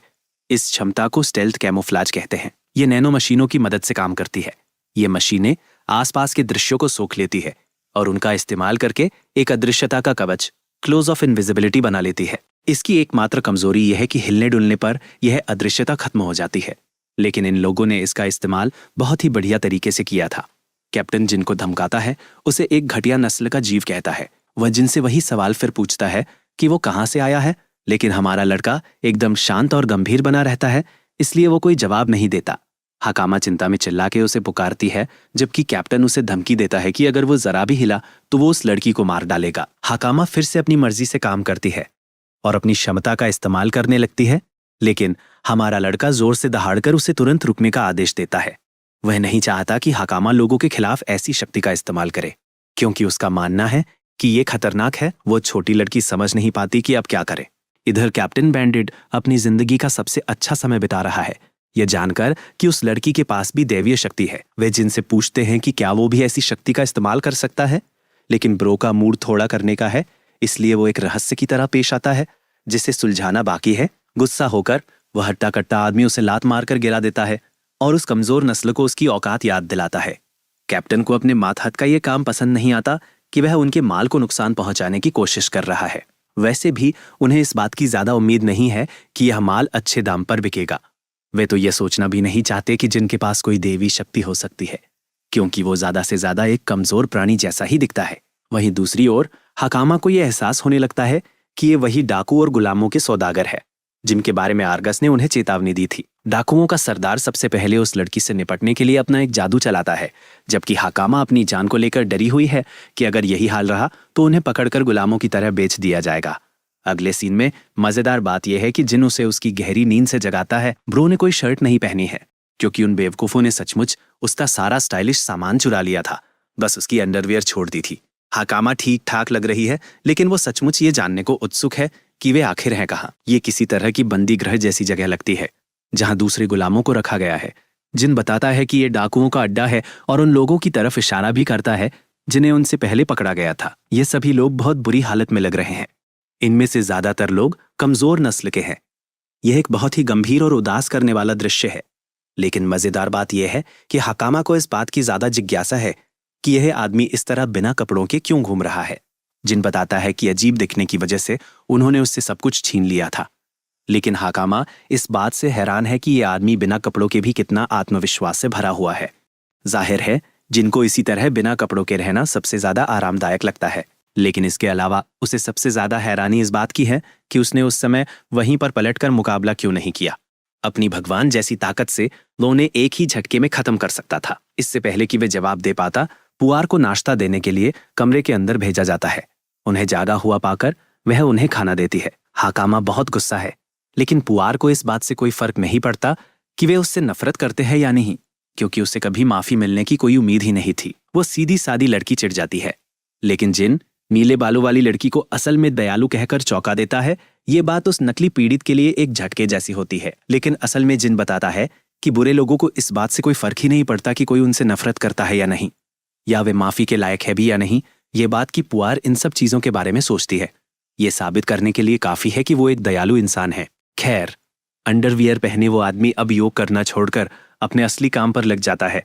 वो सलाखों को पकड़ता है और अंकल हीरो के अंदाज में सचमुच उन्हें मोड़कर अपने लिए बाहर निकलने का रास्ता बना लेता है। पुआर जो कुछ भी देखती है उसे देखकर वो पूरी तरह से हक्की बक्की रह जाती है।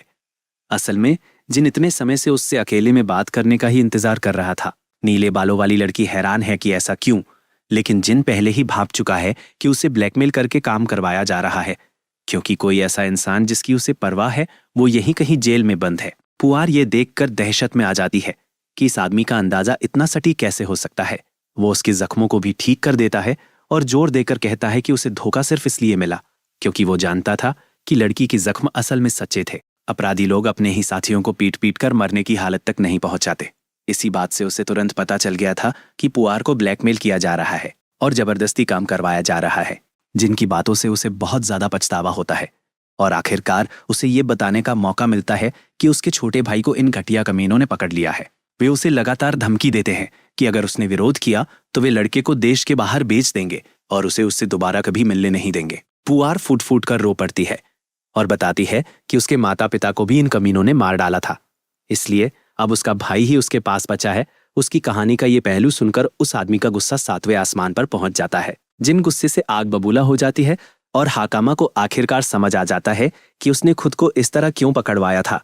उसका मकसद हमेशा से इन लोगों को बचाना रहा है, लेकिन वो ये भी जानता है कि विलेन बहुत जिद्दी और परेशान करने वाले होते हैं। अगर एक भी विलेन बचकर निकल जाए तो बाद में बहुत बड़ी मुसीबत खड़ी हो जाती है, क्योंकि वे अपनी ताकत दोबारा हासिल करके फिर से हंगामा खड़ा कर सकते हैं। संक्षेप में कहें तो यह बंदा इन सारे कीड़े मकोड़ों को एक साथ कुचल देना चाहता है और इसकी शुरुआत वो एक बैक शॉट से उस रोएदार विलेन की जमकर धुनाई करके करता है। अब जब रास्ता साफ हो चुका है तो गोजो सटोरू इन नीच लोगों के चिथड़े उड़ा देने के इरादे से आगे बढ़ता है, जिन विलेन्स की मानसिकता को किसी भी और इंसान से बेहतर समझती है। और हमें इस बात का अंदाजा तब होता है जब हम 100 मिलियन साल पीछे अतीत में झांकते हैं। उस दौर में जब इंसानी सभ्यता अपनी तकनीकी तरक्की के शिखर पर थी, उस जमाने में वो बच्चा बहुत कमजोर था और उसके पास कुछ भी नहीं था। उसके मन में सबसे पहला ख्याल दुनिया में मौजूद न्याय के प्रति सम्मान का आया था, लेकिन इस सम्मान के साथ ही उसे एक दूसरी ज्यादा डरावनी सच्चाई का भी एहसास हुआ। जिस भी दुनिया को न्याय की जरूरत होती है वह दुनिया जाहिर तौर पर बुरे लोगों से भी भरी हुई होती है। ऐसे लोग जो उसे अपना शिकार बनाना चाहते थे। एक आम जिंदगी जीना अपने आप में काबिले तारीफ बात है, लेकिन जिस तरह के माहौल में वो पला बढ़ा, उस माहौल में उस लड़के को कभी भी वो शांति नसीब नहीं हुई जिसकी उसे हमेशा से चाहत थी। तो जब बात उन लोगों की आती थी जिन्होंने जिन से पंगा लेने की कोशिश की, तो जिन ने सचमुच उन्हें अपनी शक्तियों के बोझ तले कुचल दिया, उनकी हड्डियां तोड़ दी और सालों तक उन्हें तबाह करता रहा। वो जहां भी गया उसने बुरे लोगों को खत्म किया और लगातार उन लोगों को कुचलता रहा जिन्होंने दुनिया की शांति भंग की। फिर एक दिन एक आदमी उसके पास आया और उसने एक अलग राय दी। उसका मानना था कि जिनका जन्म गलत दुनिया में हुआ है और ये हमें वापस आज के समय में ले आता है। हमारा हीरो जिन सामने खड़े हारे हुए लोगों का सामना करने के लिए एक चैड दमदार हीरो की तरह चल रहा है।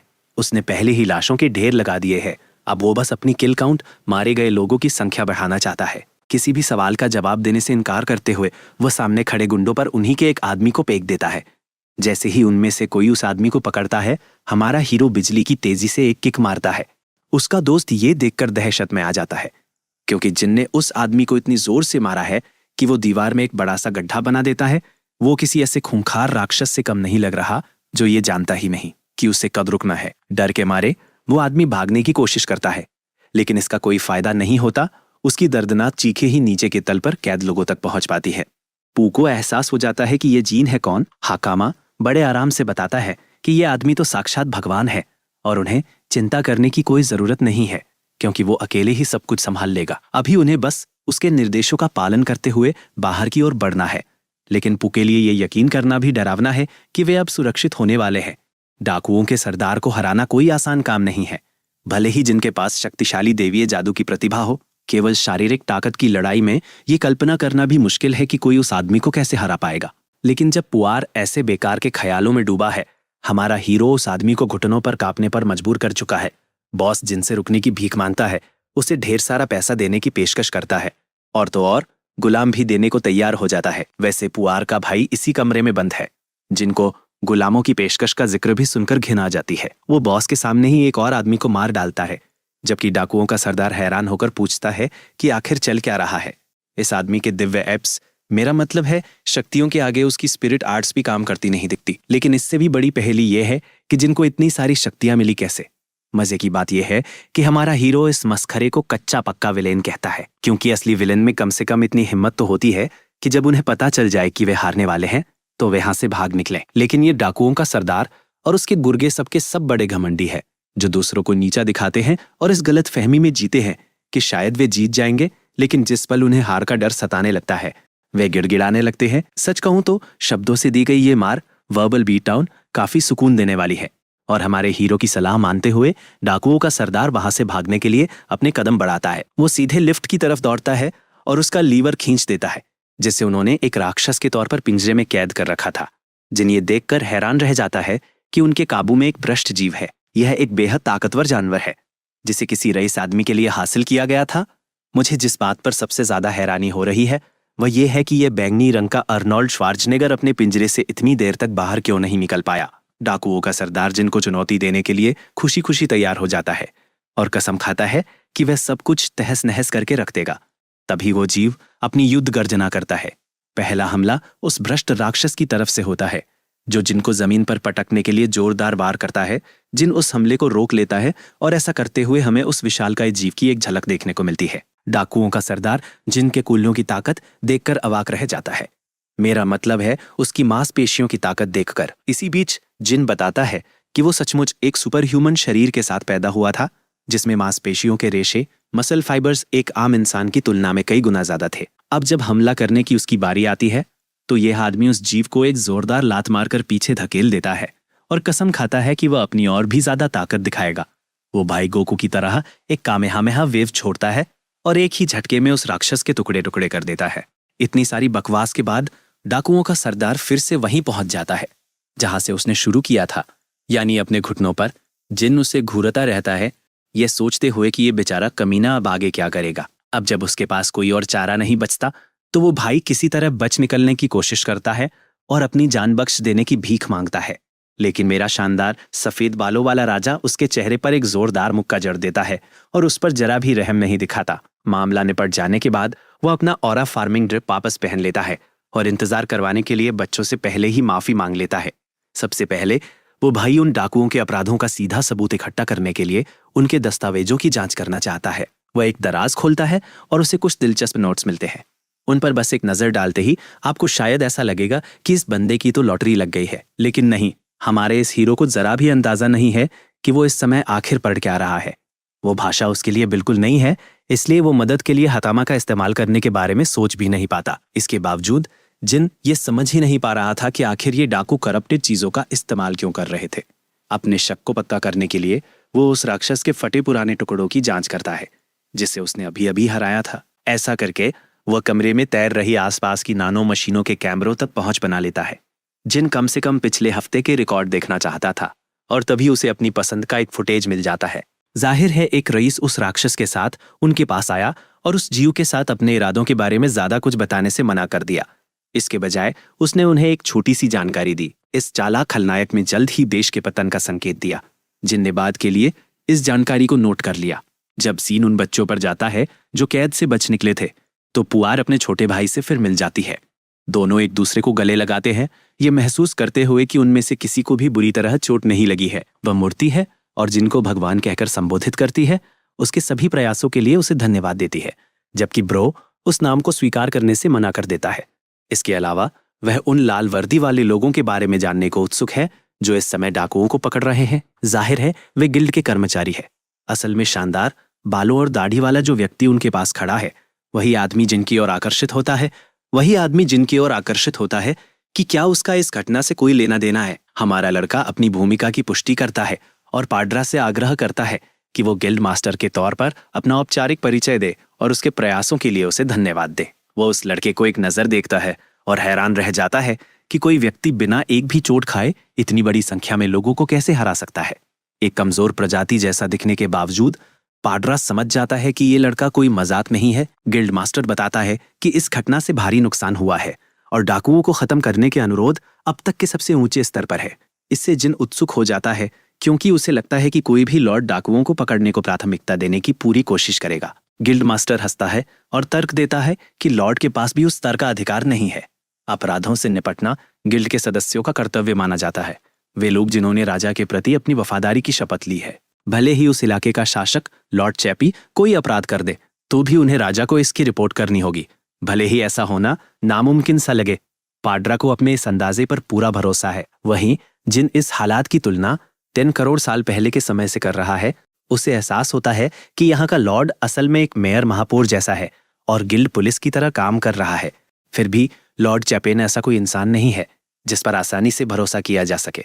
जिनने डाकुओं से जो भी दस्तावेज बरामद किए थे, उन्हें गिल्ड को सौंपने का फैसला किया। उसने सोचा कि शायद ये दस्तावेज गिल्ड के किसी काम आ सके। गिल्ड मास्टर ने उनमें से एक दस्तावेज पढ़ा और उसे पता चला कि ये उन लोगों की एक पूरी सूची है जिन्होंने डाकुओं के साथ लेन देन किया था। इस सूची की मदद से वे उस पूरे गिरोह को आसानी से गिरफ्तार कर सकते थे। उत्सुकतावश जिन ने पूछा कि क्या शहर के लॉर्ड का नाम भी इस सूची में शामिल है, लेकिन हैरानी की बात यह थी कि लॉर्ड चैपेन का नाम इस सूची में कहीं भी नहीं था। इससे यह साबित होता है कि वो एक बहुत ही चालाक खलनायक है जो अपने हर निशान को बड़ी होशियारी से मिटा देता है। फिलहाल जिन इस मामले में और कुछ नहीं कर सकता था। उसने गुलामों को आजाद कराने में मदद की थी, इसलिए अब वो यह जानना चाहता था कि आगे उनका क्या होगा।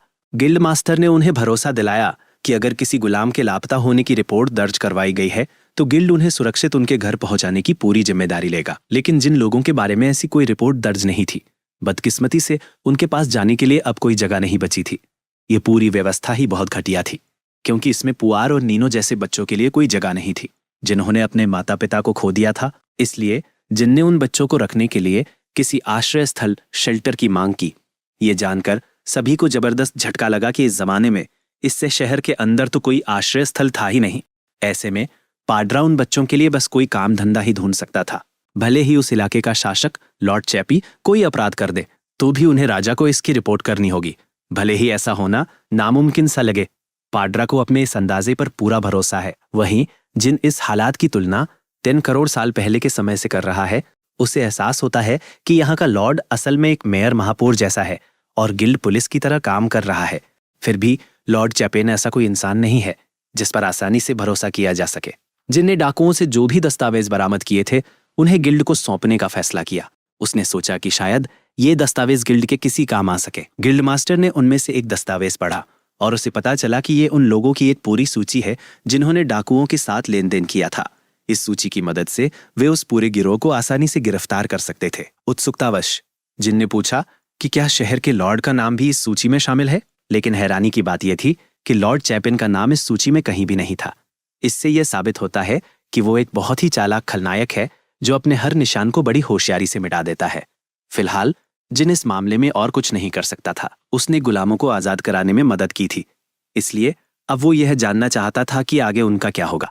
गिल्ड मास्टर ने उन्हें भरोसा दिलाया कि अगर किसी गुलाम के लापता होने की रिपोर्ट दर्ज करवाई गई है तो गिल्ड उन्हें सुरक्षित उनके घर पहुंचाने की पूरी जिम्मेदारी लेगा। लेकिन जिन लोगों के बारे में ऐसी कोई रिपोर्ट दर्ज नहीं थी, बदकिस्मती से उनके पास जाने के लिए अब कोई जगह नहीं बची थी। ये पूरी व्यवस्था ही बहुत घटिया थी, क्योंकि इसमें पुआर और नीनो जैसे बच्चों के लिए कोई जगह नहीं थी, जिन्होंने अपने माता पिता को खो दिया था। इसलिए जिन ने उन बच्चों को रखने के लिए किसी आश्रय स्थल शेल्टर की मांग की। ये जानकर सभी को जबरदस्त झटका लगा कि इस जमाने में इससे शहर के अंदर तो कोई आश्रय स्थल था ही नहीं। ऐसे में पाड्रा उन बच्चों के लिए बस कोई काम धंधा ही ढूंढ सकता था। सफाई मिशन में 3 दिन कैसे बीत गए पता ही नहीं चला। पुआर सोचने लगा कि क्या सच में राजधानी में उन जैसे कमजोर जीवों के लिए कोई काम होगा जिन एक नेक इंसान है। इसलिए उसने उन्हें भरोसा दिलाया कि उनकी पढ़ने लिखने की काबिलियत ही उनके लिए एक बहुत बड़ा फायदा है। इसलिए उसने उस बच्चे को और ज्यादा आत्मविश्वास रखने के लिए कहा। दूसरी तरफ हकामा ने दूर की ओर इशारा करते हुए बताया कि राजधानी अब पास ही है। जब हमारे हीरो ने शाही राजधानी की शानदार खूबसूरती को देखा तो वह पूरी तरह से हैरान रह गया। शाम होते होते वे राजधानी के अंदर पहुंच गए। ये जगह चारों ओर लोगों की भीड़ से गुलजार थी। हकामा ने बताया कि राजधानी आयात पर निर्भर है, जिसका मतलब है कि यहाँ हर तरह का सामान मिलता है, यहाँ तक कि वो कड़ामा कपड़े भी, जिनके बारे में उन्होंने पहले बात की थी। जिनको ये सब काफी दिलचस्प लगा और उसने कुछ कीड़े जैसे म्यूटेंट्स पर भी ध्यान दिया। यहाँ अलग अलग नस्लों के लोग बड़ी संख्या में मौजूद थे, जिससे पता चलता था कि वे सभी कितने अलग अलग तरीकों से विकसित हुए हैं। सड़कें साफ सुथरी थी, राजधानी में सुरक्षा व्यवस्था भी एकदम बेहतरीन थी। लेकिन इन सभी फायदों के बावजूद यहाँ कुछ घिनौनी चीजें भी थी। जिनने सोचा कि हर दौर की अपनी अलग अलग तरह की परेशानियां होती है। उसने हकामा से एकेडमी के एंट्रेंस एग्जाम के बारे में पूछा और उसे पता चला कि ये अगले हफ्ते होने वाला है। एग्जाम शुरू होने तक उन्हें इंतजार करना पड़ेगा। लेकिन उनकी बातचीत को सुनकर एक सुनहरे बालों वाली लड़की सोचने लगी कि क्या ये ग्रुप हैरिस एकेडमी में दाखिला लेने में दिलचस्पी रखता है, खासकर तब जब वे सभी कमजोर नस्ल के जीव जैसे दिखते हैं। हम होटल के कमरों में पहुंचे, जहां हकामा और नीनो आरामदायक बिस्तरों पर कूद पड़े। आखिरकार उन्हें सोने के लिए एक ठीक ठाक जगह मिल ही गई। जिनका राजधानी पहुंचने का शुरुआती मकसद पूरा हो चुका था। इसलिए अब वो सोचने लगा कि उसे आगे क्या करना चाहिए, क्योंकि भले ही एक नया दौर था, लेकिन उसे जिंदा रहने के लिए पैसे कमाने का कोई न कोई तरीका तो ढूंढना ही था। वैसे भाई को डाकुओं को खत्म करने के लिए काफी पैसे मिले हैं, लेकिन वो जानता है कि ये पैसे हमेशा नहीं चलेंगे, खासकर उन चारों के साथ तो बिल्कुल नहीं।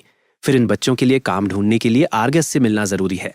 लेकिन अभी उन्हें उस आदमी की जगह के बारे में या ऐसे किसी भी जान पहचान वाले के बारे में कुछ नहीं पता जो उन्हें उस तक पहुंचा सके। जिन कई सारे तरीकों के बारे में सोचता है और सबसे पहले वो करप्टर्स की जांच को प्राथमिकता देता है। वो जानता है कि इस जमाने में ऐसे लोग भी हैं जो अपने फायदे के लिए इन राक्षसों का गलत इस्तेमाल करने की कोशिश करते हैं।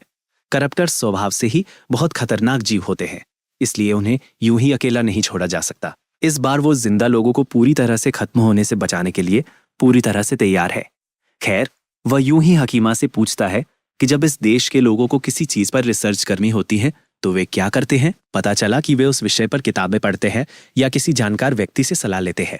ये किताबें खुद में ही काफी महंगी होती है, यहाँ तक कि गांव में भी उन्हें किताबें खरीदने के लिए मिलकर पैसे जमा करने पड़ते थे और फिर सब मिलकर एक ही किताब पढ़ते थे। वहीं दूसरी ओर शाही राजधानी में एक बहुत ही शानदार लाइब्रेरी है, जहां रिसर्च करना काफी आसान है। जिनको ये आइडिया पसंद आता है, क्योंकि अब वो उस लाइब्रेरी का इस्तेमाल अपने फायदे के लिए कर सकता है और उस लैब के बारे में सुराग ढूंढ सकता है जिसे कागुरा पीछे छोड़ गया था। अगले सीन में जिन रिसेप्शन डेस्क पर खड़ा है, लेकिन वहां मौजूद लड़की उसे साफ साफ मना कर देती है कि वो उस लाइब्रेरी का इस्तेमाल नहीं कर सकता, चूंकि किताबों को देश की पवित्र संपत्ति माना जाता है। इसलिए वे किसी भी एरिक गैरे को वहां मुफ्त में घुसने की इजाजत नहीं देते। ऐसी जगह का इस्तेमाल सिर्फ किसी मान्यता प्राप्त अकादमी के छात्र या रईस लोग ही कर सकते हैं। इससे हमारे लड़के के लिए हालात और भी मुश्किल हो जाते हैं। हकामा मजाकिया अंदाज में जिनको याद दिलाता है कि ब्रो अपनी मौजूदा हालत में पढ़ भी नहीं सकता, हालांकि वह अक्षर सीखने की पूरी कोशिश कर रहा है। उसे भाषा पर पूरी पकड़ बनाने में थोड़ा समय लगेगा। ब्रो अपना सिर ऐसे खुजा रहा है जैसे उसे किसी परीक्षा की तैयारी करनी हो, जबकि चोगा पहने 2 आदमी अपने मिशन के तहत उन पर छिपकर नजर रख रहे हैं।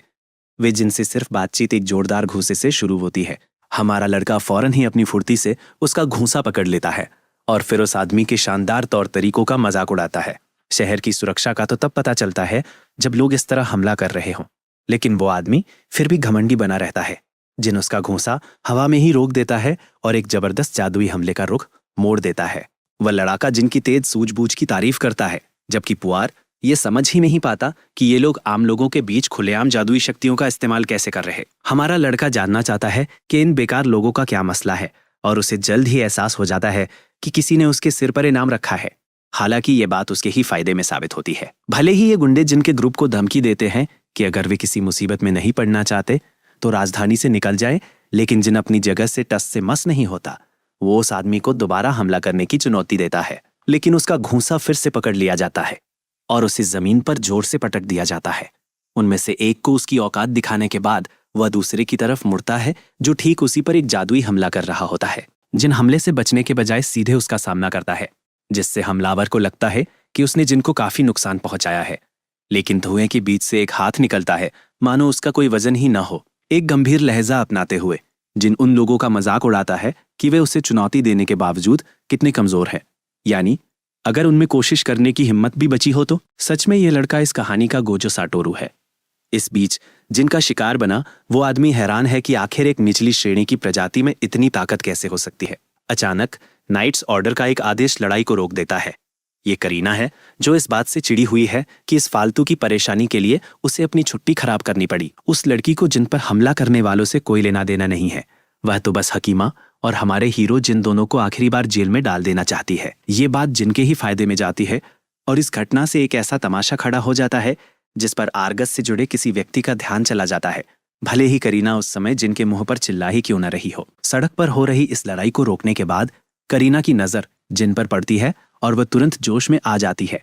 उसे लगता है कि आखिरकार उसने उस निचली प्रजाति वाले जिन को पकड़ ही लिया जो शहर में फिर से मुसीबत खड़ी कर रहा था। वो अभी जिनको लेक्चर देना शुरू ही करने वाली होती है कि तभी पास खड़ी एक डेमी ह्यूमन अर्ध मानव दर्शक उसके पास आती है और बताती है कि उसने सब कुछ अपनी आंखों से देखा है। उस दर्शक ने समझाया कि असल में जिन पर पहले हमला हुआ था और लड़ाई के दौरान वह तो बस अपना बचाव कर रहा था। जब करीना हमलावारों के चेहरों को देखती है तो उसे तुरंत एहसास हो जाता है कि ये तो उसके जाने पहचाने बेवकूफ और मुसीबत खड़ी करने वाले जूनियर हैं जो हार्नेसिस्क अकादमी से आए हैं। वह मन ही मन दुआ करती है कि कहीं इस बार भी पवित्र कैप्टन की छोटी बहन इस पचड़े में न फंसी हो।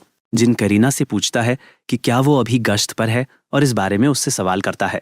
वो यह भी कहता है कि उसे लगा था कि शहर में इस तरह के काम आमतौर पर गिल्ड के सदस्य ही संभालते हैं। करीना जवाब देती है कि वो तो बस पास के एक कैफे में जाते समय रात में व्यवस्था बनाए रखने की अपनी जिम्मेदारी निभा रही थी। अब जब करीना ने खुद अपनी आंखों से जिनको एकेडमी के कई मजबूत छात्रों को आसानी से हराते हुए देख लिया है तो उसे लगने लगता है कि इस कथित तौर पर कमजोर इंसान के बारे में उसके कैप्टन का पहले का शक शायद सही ही था। फिर वो वहां से जाने की इजाजत मांगती है और जिनसे कहती है कि वो दोबारा किसी मुसीबत में न पड़े, लेकिन जिन उसे इतनी आसानी से जाने नहीं देता बल्कि इस मौके का फायदा उठाकर उससे कहता है कि वो उसे उसके कैप्टन आर्ग्स से मिलवा दे। जब उस प्राचीन इंसान को आखिरकार 7वीं डिवीजन के कैप्टन ऑग्स से मिलने का मौका मिलता है तो वह सीधे मुद्दे पर आता है और आर्गस से कहता है कि वो उन्हें काम पर रख ले। साथ ही वे आर्गस को याद दिलाता है कि पहले मदद की पेशकश खुद आर्गस ने ही की थी। जब आर्गस उन बच्चों के बारे में पूछता है जो जिन बताता है कि उसका सामना उन डाकुओं से हो गया था जिन्हें आर्गस ढूंढ रहा था और उसने उन्हें पकड़कर गिल्ड के हवाले कर दिया। आर्गस परेशान हो जाता है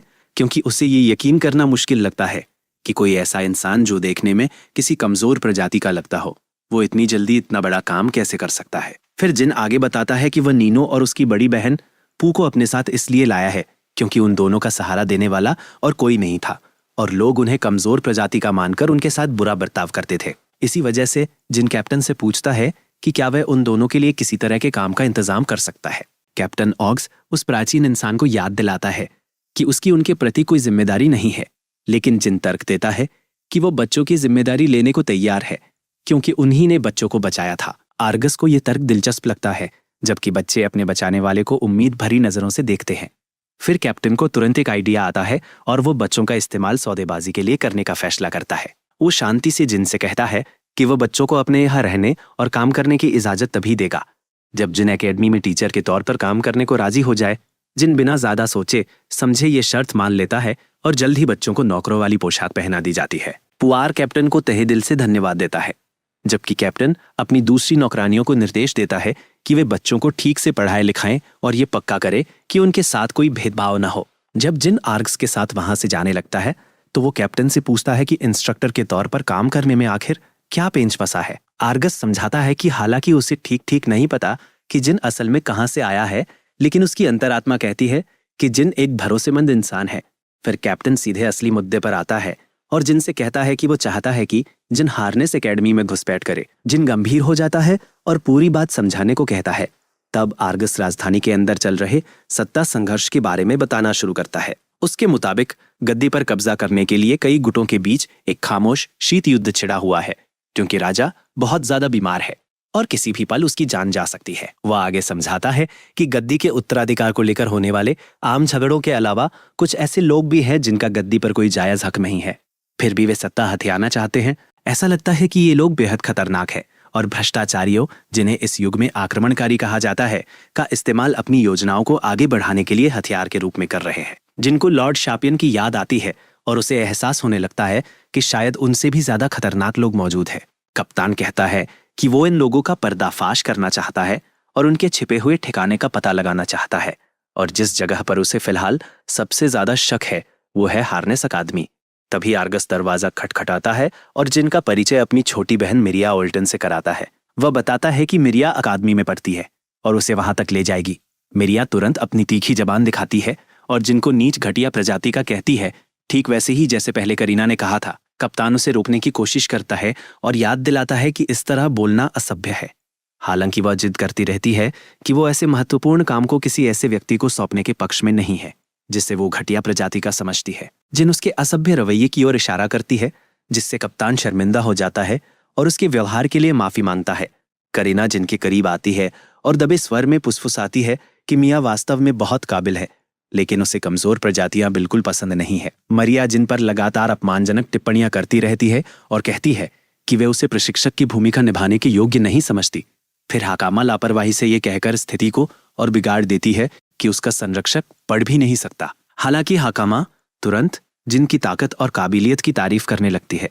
उसकी बातों से करीना को अचानक याद आता है कि मियाँ ही वे थी जिसने पहले अकादमी के छात्रों को आर्गस पर हमला करने के लिए उकसाया था। कप्तान बार बार माफी मांगता है और वादा करता है कि वो अपनी बहन को उचित दंड देगा। जिन बात का विषय बदल देता है और आर्गस से पूछता है कि उसे एकेडमी में असल में क्या सिखाना है। आर्गस जवाब देता है कि उसके अंदाजे के मुताबिक जिन स्पिरिट आर्ट्स में काफी माहिर लगता है, इसीलिए उसे लगता है कि बुनियादी बातें सिखाने के लिए जिन ही सबसे सही इंसान होगा। फिर वह 4 बुनियादी स्पिरिट आर्ट्स के नाम बताता है: इग्निशन, डिस्चार्ज, फ्रीजिंग और हीलिंग, और समझाता है कि इनमें से सिर्फ 2 का भी इस्तेमाल कर पाना ही काफी माना जाना चाहिए। यह सुनकर कि यहाँ बुनियादी बातों में सिर्फ 4 ही स्पिरिट आर्ट्स शामिल है, जिनको एहसास होता है कि पहले मिला वो डाकुओं का सरदार असल में काफी माहिर था, उसे तो इस जगह पर एक खास स्पिरिट आर्ट ही माना जाता। जिन चुपचाप मुस्कुराता है और तय करता है कि शायद वो इस दौर के लोगों का इन खास शक्तियों को समझने का तरीका ही बदल दे। कहानी फिर 1 हफ्ते आगे बढ़ जाती है जब आखिरकार हकामा का एकेडमी में दाखिले का इम्तिहान देने का समय आ जाता है। आर्गस जिनके साथ ही अंदर आता है क्योंकि वो चाहता है कि इस साल इंस्ट्रक्टर की जिम्मेदारी जिन ही संभाले। ऐसा लगता है कि हर साल नाइट ऑर्डर के किसी एक डिवीजन को ये पद संभालना होता है और इस बार 7वें डिवीजन की बारी है। जब जिन चुपचाप उनके पीछे पीछे चल रहा होता है तो आर्डमैन नाम का एक मोटा आदमी पूरे समय उसे ही घूरे जाता है। आखिरकार वे हेडमास्टर के दफ्तर पहुंच जाते हैं और आर्गस पूरी इज्जत के साथ हेडमास्टर का अभिवादन करता है। हेडमास्टर मुस्कुराती है जब वो देखती है कि उनका पुराना शागिर्द नाइट ऑर्डर में कितनी तरक्की कर रहा है। फिर वो देश के अंदर चल रही गुटों की आपसी लड़ाइयों का जिक्र करती है और अचानक जिनकी बुराई करना शुरू कर देती है। वो कैप्टन से कहती है कि उसे एकेडमी को इतना हल्के में नहीं लेना चाहिए कि वो इतनी अहम जिम्मेदारी संभालने के लिए किसी कमजोर इंसान को भेज दे। कप्तान जोर देकर कहते हैं कि जिन उनके डिवीजन में किसी भी दूसरे व्यक्ति से ज्यादा काबिल है। जब दुबला पतला चूहा लॉर्ड गीता देखता है कि हेडमास्टर जिनको उनके इंस्ट्रक्टर के तौर पर स्वीकार करने के लिए तैयार लग रही है, तो वो तुरंत इस विचार का विरोध करता है। अब वो उस बेचारे पुराने इंसान का अपमान करने की जिम्मेदारी खुद उठा लेता है और जोरदार ढंग से तर्क देता है कि वे किसी भी कमतर इंसान को इतनी बड़ी जगह नहीं दे सकते। तब हेडमास्टर लॉर्ड आर्डीमैन की तरफ मुड़ती हैं और इस विरोध के बारे में उनकी राय पूछती है। वो मोटा आदमी ऊपरी तौर पर इस चिंता से सहमत हो जाता है, लेकिन फिर एक व्यावहारिक तर्क देता है कि उन्हें छात्रों और दूसरे इंस्ट्रक्टरों दोनों की तरफ से किस तरह के विरोध का सामना करना पड़ सकता है। तब हेडमास्टर भी इस विरोध में शामिल हो जाती है और मानती है कि उनकी चिंता भी वैसी ही है। जिनको एहसास होता है कि उसके बारे में बात हो रही है, लेकिन उसे इसमें शामिल नहीं किया जा रहा है, इसलिए वो आगे बढ़ता है और उन सभी का सम्मानपूर्वक अभिवादन करने से पहले अपने हक के लिए खड़ा होता है।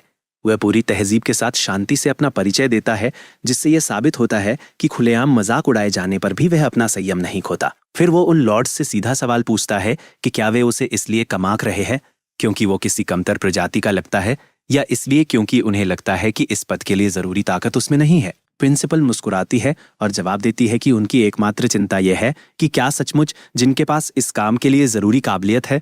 फिर वो उससे पूछती है कि क्या वो उन्हें ये साबित करके दिखा सकता है। जब आर्गो सुझाव देता है कि हेडमास्टर खुद ही जिनका इम्तिहान ले, तो वो मान जाती है और हार्नेस एकेडमी के स्पिरिट आर्ट्स ट्रेनिंग ग्राउंड में एक छोटा सा नकली मुकाबला मैक बैटल तय किया जाता है। वो चालाक और दुबला पतला चूहा ही जिनका सामना करने के लिए आगे आता है। वो हंसते हुए कहता है कि कम से कम आज जिनको ज्यादा शर्मिंदा नहीं होना पड़ेगा, क्योंकि आज आसपास ज्यादा छात्र मौजूद नहीं है। फिर हेडमास्टर नियम समझाते हैं और ये साफ कर देते हैं कि वे सिर्फ स्पिरिट आर्ट्स का इस्तेमाल करके ही लड़ सकते हैं, क्योंकि एकेडमी में उनके नए ट्यूटर से उन्हें ठीक यही सिखाने की उम्मीद है। कुछ छात्र मैच देखने के लिए जमा होते हैं, जिनमें मिरिया भी शामिल है, जो दर्शकों के बीच खड़ी है। वो बहुत उत्साहित है, क्योंकि ये पहली बार है जब वो उस दुबले पतले चूहे को खुद लड़ाई में हिस्सा लेते हुए देखेगी। जिन पहले से ही समझता है कि इसका नतीजा क्या होगा। फिर भी वह धीरे से एक गहरी सांस लेता है और इंस्टीट्यूट को अपनी ताकत खुद देखने का मौका देता है। हालांकि आर्गस को थोड़ी घबराहट होने लगती है। ये पहली बार है जब वो उस व्यक्ति को जिसकी उसने सिफारिश की थी दूसरों के सामने लड़ते हुए देखेगा, और उसे चिंता है कि कहीं जिन सबके सामने उसे शर्मिंदा न कर दे। दूसरी तरफ लॉर्ड गा बहुत ज्यादा उत्साहित दिखते हैं और मैच को जल्दी खत्म करने के लिए बेताब लगते हैं। जिनको उसकी जगह दिखाते हुए वह तुरंत ऐलान करता है कि पहली चाल वही चलेगा और फौरन एक बड़ा सा आग का गोला छोड़ता है। उसे यकीन है कि जिनको एक ही बार में हराने के लिए ये काफी होगा। जिन बड़ी आसानी से उस हमले से बच निकलता है, जबकि वह दुबला पतला चूहा अब भी इस बात को लेकर आश्वस्त है कि वो ये मुकाबला जीतेगा और कैप्टन के फैसले को गलत साबित कर देगा। इसके बाद वो अपने सबसे बड़े हमले, जिसे लाइटनिंग स्पीयर्स कहते हैं, से वार करता है। वही जिन हर वार से बचता रहता है और धीरे धीरे उसे और ज्यादा चिढ़ाता जाता है। जहां वो दुबला पतला चूहा ये सोचता है कि जिन बस भागता ही रह सकता है, वहीं जिन खुद धीरे से एक गहरी सांस लेता है और मन ही मन सोचता है कि इस तरह की ताकत का इस्तेमाल इंसानों के खिलाफ करने के लिए कभी नहीं किया जाना चाहिए था।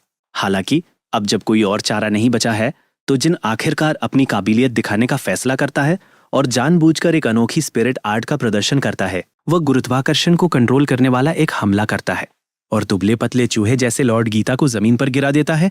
उसे वहीं दबाए रखता है कि उसके पास जीतने का कोई मौका ही नहीं था, और आखिर में उसका घमंड किसी काम का नहीं रहा।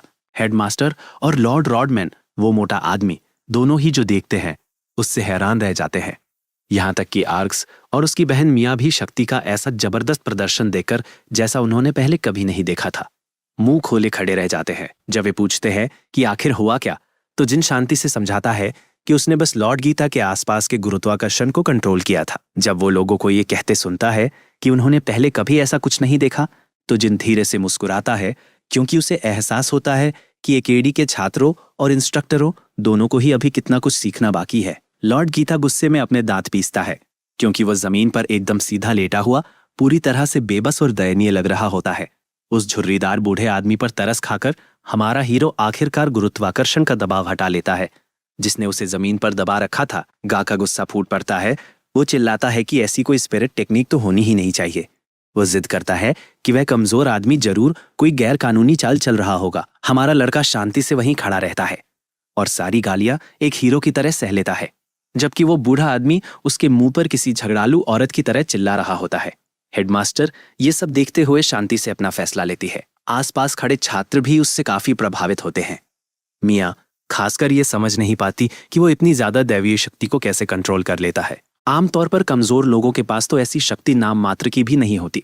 उसकी जिज्ञासा और बढ़ जाती है और वो ये पता लगाने के लिए पक्का इरादा कर लेती है कि जिन असल में कौन है। कहानी एक हफ्ते बाद होने वाले स्वागत समारोह पर चली जाती है। वहां हेडमास्टर घोषणा करते हैं कि हार्नेस एकेडमी की स्थापना ऐसे योद्धाओं को प्रशिक्षित करने के लिए की गई थी जो हमलावर खतरों को खत्म करने में सक्षम हो। जो कोई भी इतना कमजोर है कि वो दूसरों के साथ कदम से कदम मिलाकर नहीं चल सकता, उसके लिए इन दीवारों के भीतर कोई जगह नहीं है। हालांकि जो लोग सफल होते हैं उनके लिए रुतबे और प्रभाव से भरे भविष्य की लगभग गारंटी होती है। ऊपर से देखते हुए मिरिया के पास खड़े कुछ डेमी ह्यूमन, आधे इंसान आधे जानवर, ये देखकर हैरान है कि कितने सारे नए लोग इकट्ठा हुए हैं। उनमें से काफी लोग तो कुलीन परिवारों से भी नहीं आते हैं। रियस नाम का एक शेर जैसा डेमी ह्यूमन मिया का बड़े ही सहज अंदाज में अभिवादन करता है। वो कहता है कि उसे यह देखकर हैरानी हुई कि वो स्वागत समारोह में खुद मौजूद है। बातचीत करते करते अचानक उसकी नजर फैकल्टी के पास बैठे एक हीन व्यक्ति पर पड़ती है और वो लगभग चौंक ही जाता है जब मिरिया यह बताती है कि वो हीन व्यक्ति असल में उनका नया शिक्षक है। तो वो अपना सारा संयम खो बैठता है। वह रियस से पूछती है कि सिर्फ बाहरी दिखावे के आधार पर उसकी पहली राय क्या है। जब वो बेझिझक उस व्यक्ति को एक मामूली सा, कोई भी नहीं जैसा इंसान बताता है, जिसकी ना कोई पत्नी है और ना ही कोई अपनी जिंदगी, तो वो भी मान लेती है कि उसकी शुरुआती राय भी ठीक वैसी ही थी। कई लोगों की घूरती हुई नजरों को खुद पर महसूस करते हुए, जिनको तुरंत एहसास हो जाता है कि वो पहले ही दिन से एकेडमी की जांच पड़ताल इतनी खुलेआम शुरू नहीं कर सकता। सबसे पहले उसे अपनी छवि को एक बेकार और हीन व्यक्ति से बदलकर कुछ ऐसा बनाना होगा जो ज्यादा सामान्य और कम खतरनाक लगे। इस समय उसे ऐसा महसूस हो रहा है जैसे उसकी पीठ पर एक बहुत बड़ा निशाना बना हुआ हो। समारोह खत्म होने के बाद आखिरकार उसकी पहली क्लास का समय आ जाता है। इसी बीच लॉर्ड गीता सीनियर छात्रों को इकट्ठा करते हैं और घोषणा करते हैं कि नियमित कक्षाएं आधिकारिक तौर पर फिर से शुरू हो गई है। वो उन्हें साफ साफ चेतावनी देते हैं कि वे इस साल शामिल हुए होनहार नए छात्रों से पीछे न रह जाए। इतना कहने के बाद वे गुस्से में पूछते हैं कि क्लास के ज्यादातर छात्र गैर हाजिर क्यों हैं। वो बूढ़ा आदमी मन ही मन मुस्कुराता है। उसे पूरी तरह पता है कि उनमें से कई लोग किसी कमतर व्यक्ति से सबक सीखने के बजाय मरना ज्यादा पसंद करेंगे। उस चिकने चूहे ने तो जानबूझकर ये बात भी फैला दी थी कि आज का लेक्चर जिन जिन लेगा। हैरानी की बात यह है कि हमारे प्रोफेसर को इससे जरा भी फर्क नहीं पड़ता। वो पूरे आत्मविश्वास के साथ पोडियम पर खड़े होते हैं और अपना परिचय स्पिरिट टेक्निक्स के नए इंस्ट्रक्टर के तौर पर देते हैं। बिना एक पल भी रुके रियस बेशर्मी से पूछता है कि क्या सचमुच उनमें अकादमी की सबसे बेहतरीन क्लास को पढ़ाने की काबिलियत है। हमारा लड़का शांत मुस्कान के साथ जवाब देता है कि उन्हें जल्द ही पता चल जाएगा। वह उस शेर जैसे दिखने वाले इंसान डेमी ह्यूमन से यह भी कहता है कि अगर उसे ये क्लास अपने स्तर से नीचे लगे तो वो बेझिझक जा सकता है। ये बात तय होने के बाद वो तुरंत एक नियम बताते हैं। वो अपने छात्रों से कहते हैं कि उन्हें किसी भी हाल में इंसानों के खिलाफ देवी शक्ति डिवाइन पावर का इस्तेमाल नहीं करना है। अपनी बात को और साफ करते हुए वो समझाते हैं कि दैवी शक्ति को असल में इनहिबिटर्स की खुद को ठीक करने की क्षमताओं को दबाने के लिए बनाया गया था। लेकिन चोट लगने पर इंसान तो सामान्य रूप से ठीक हो जाते हैं। इससे यह जाहिर होता है कि इस शक्ति का असली मकसद हमेशा से हमलावरों को खत्म करना ही रहा है। यह सुनकर पीछे बैठा एक बड़बोला लड़का बकवास करना शुरू कर देता है। वो प्रोफेसर को कमजोर कहता है क्योंकि उसके हिसाब से प्रोफेसर के पास दैवीय शक्ति नहीं है। वो बदतमीज लड़का जिद करता है कि उसे अपनी ताकत का इस्तेमाल जैसे मर्जी करने का पूरा हक है। थोड़ा चिढ़कर प्रोफेसर जिन उसे चुनौती देते हैं कि वो खुद आजमा कर देख ले कि क्या वो सचमुच उतना ही कमजोर है जितना कि कहा जा रहा है। ठीक क्लास के बीच में ही वो उस छात्र से कहते हैं कि वो अपनी सबसे जोरदार चाल मूव से उन पर हमला करे। वह लड़का घमंड से मुस्कुराता है और ऐलान करता है कि अगर प्रोफेसर को जरा सी भी खरोच आ गई तो वह फिर कभी क्लास में नहीं आएगा। मौके का फायदा उठाते हुए उसने बिजली का एक भाला बनाया जो ऊर्जा से कड़क रहा था। यहां तक कि लॉर्ड गीता भी घबरा गए। उन्हें चिंता थी कि कहीं इस तरह के लापरवाह हमले से क्लासरूम ही तबाह न हो जाए। बिना किसी हिचकिचाहट के उस छात्र ने भाला सीधे जिन की तरफ फेंका, जिससे पूरे कमरे में धूल का एक बड़ा बादल छा गया। सबको लगा कि वो कमजोर तो खत्म ही हो गया होगा, लेकिन तभी उस धुंध से एक तलवार निकली और उसके पीछे की दीवार में जा धसी, जो उसके बदसूरत चेहरे से बस जरा सा ही चूकी। जिन ने शांत भाव से कहा कि अगर उसका सच में उसे खत्म करने का इरादा होता तो वे तलवार उसे पूरी तरह से भेज सकती थी। इसके साथ ही उसने इस सेमेस्टर का अपना पहला सबक दिया, किसी को भी सिर्फ उसके बाहरी रूप रंग से कभी मत आंको। रस चुपचाप ये सब देखता रहा और सोचता रहा कि क्या इस तकनीक को स्पिरिट आर्ट, आध्यात्मिक कला कहा भी जा सकता है या नहीं। प्रोफेसर जिन ने अपनी बात जारी रखते हुए समझाया कि कमजोर लोगों को यह नाम इसलिए दिया जाता है क्योंकि उन्हें कमजोर समझा जाता है। फिर एक ऐसे व्यक्ति के तौर पर जो उनसे कहीं ज्यादा ऊंचे दर्जे का था, उसने पूछा कि इस हिसाब से वो खुद क्या कहलाएगा। जब उसने अपने ही सवाल का जवाब दिया तो उसकी आभा और अपने चरम पर पहुंच गई। उसने ऐलान किया कि इसी को शिक्षक कहते हैं। इसके बाद उसने दूसरा सबक दिया। उसने उसी छात्र से पूछा कि क्या उसे पता है कि स्पिरिट आर्ट को सक्रिय करने के लिए किन चीजों की जरूरत होती है, ये जताते हुए कि ये तो सबको पता ही है। छात्र ने जवाब दिया कि ये सब बस एक जबरदस्त कल्पना शक्ति पर निर्भर करता है। अगर आप किसी चीज की तस्वीर अपने मन में काफी साफ तौर पर बना लेते हैं तो आत्माएं उसे सच कर देती है। प्रोफेसर जिन ने माना कि कल्पना शक्ति मायने रखती है, लेकिन साथ ही ये भी जोड़ा कि एक बहुत जरूरी चीज ऐसी है जिसे वे सब नजरअंदाज कर रहे हैं। उसने समझाया कि आत्माएं अलग अलग तरंगों, वेवलेंथ्स पर प्रतिक्रिया देती है और असल में यही तरंगें उनके कार्यों को शुरू करती है। कुल मिलाकर 8 मुख्य वेवलेंथ होती है। इनमें से इग्निशन, डिस्चार्ज, हीलिंग और फ्रीजिंग ये 4 ऐसी है जिनके बारे में ज्यादातर लोग जानते हैं। हालांकि gravity control, light control, atmosphere control और स्पेशियल मैनिपुलेशन भी मौजूद है। लॉर्ड गीता उसे इतनी आसानी से इन सभी 8 का इस्तेमाल करते देख लगभग हैरान ही रह जाते हैं। इस खुलासे के साथ हमारा लड़का औपचारिक रूप से अपना पहला असली लेक्चर शुरू करता है। उसी शाम बाद में वो सोचता है कि एकेडमी के रहस्यों की अपनी जांच कहाँ से शुरू करे। कैंपस के हर कोने में छात्रों की भीड़ लगी है। क्लास में अपने प्रदर्शन के बाद वो चर्चा का मुख्य विषय बन गया है। अगर उसे जवाब चाहिए तो उसे ऐसी जगह तक पहुंच बनानी होगी जहां छात्रों को जाने की इजाजत नहीं है।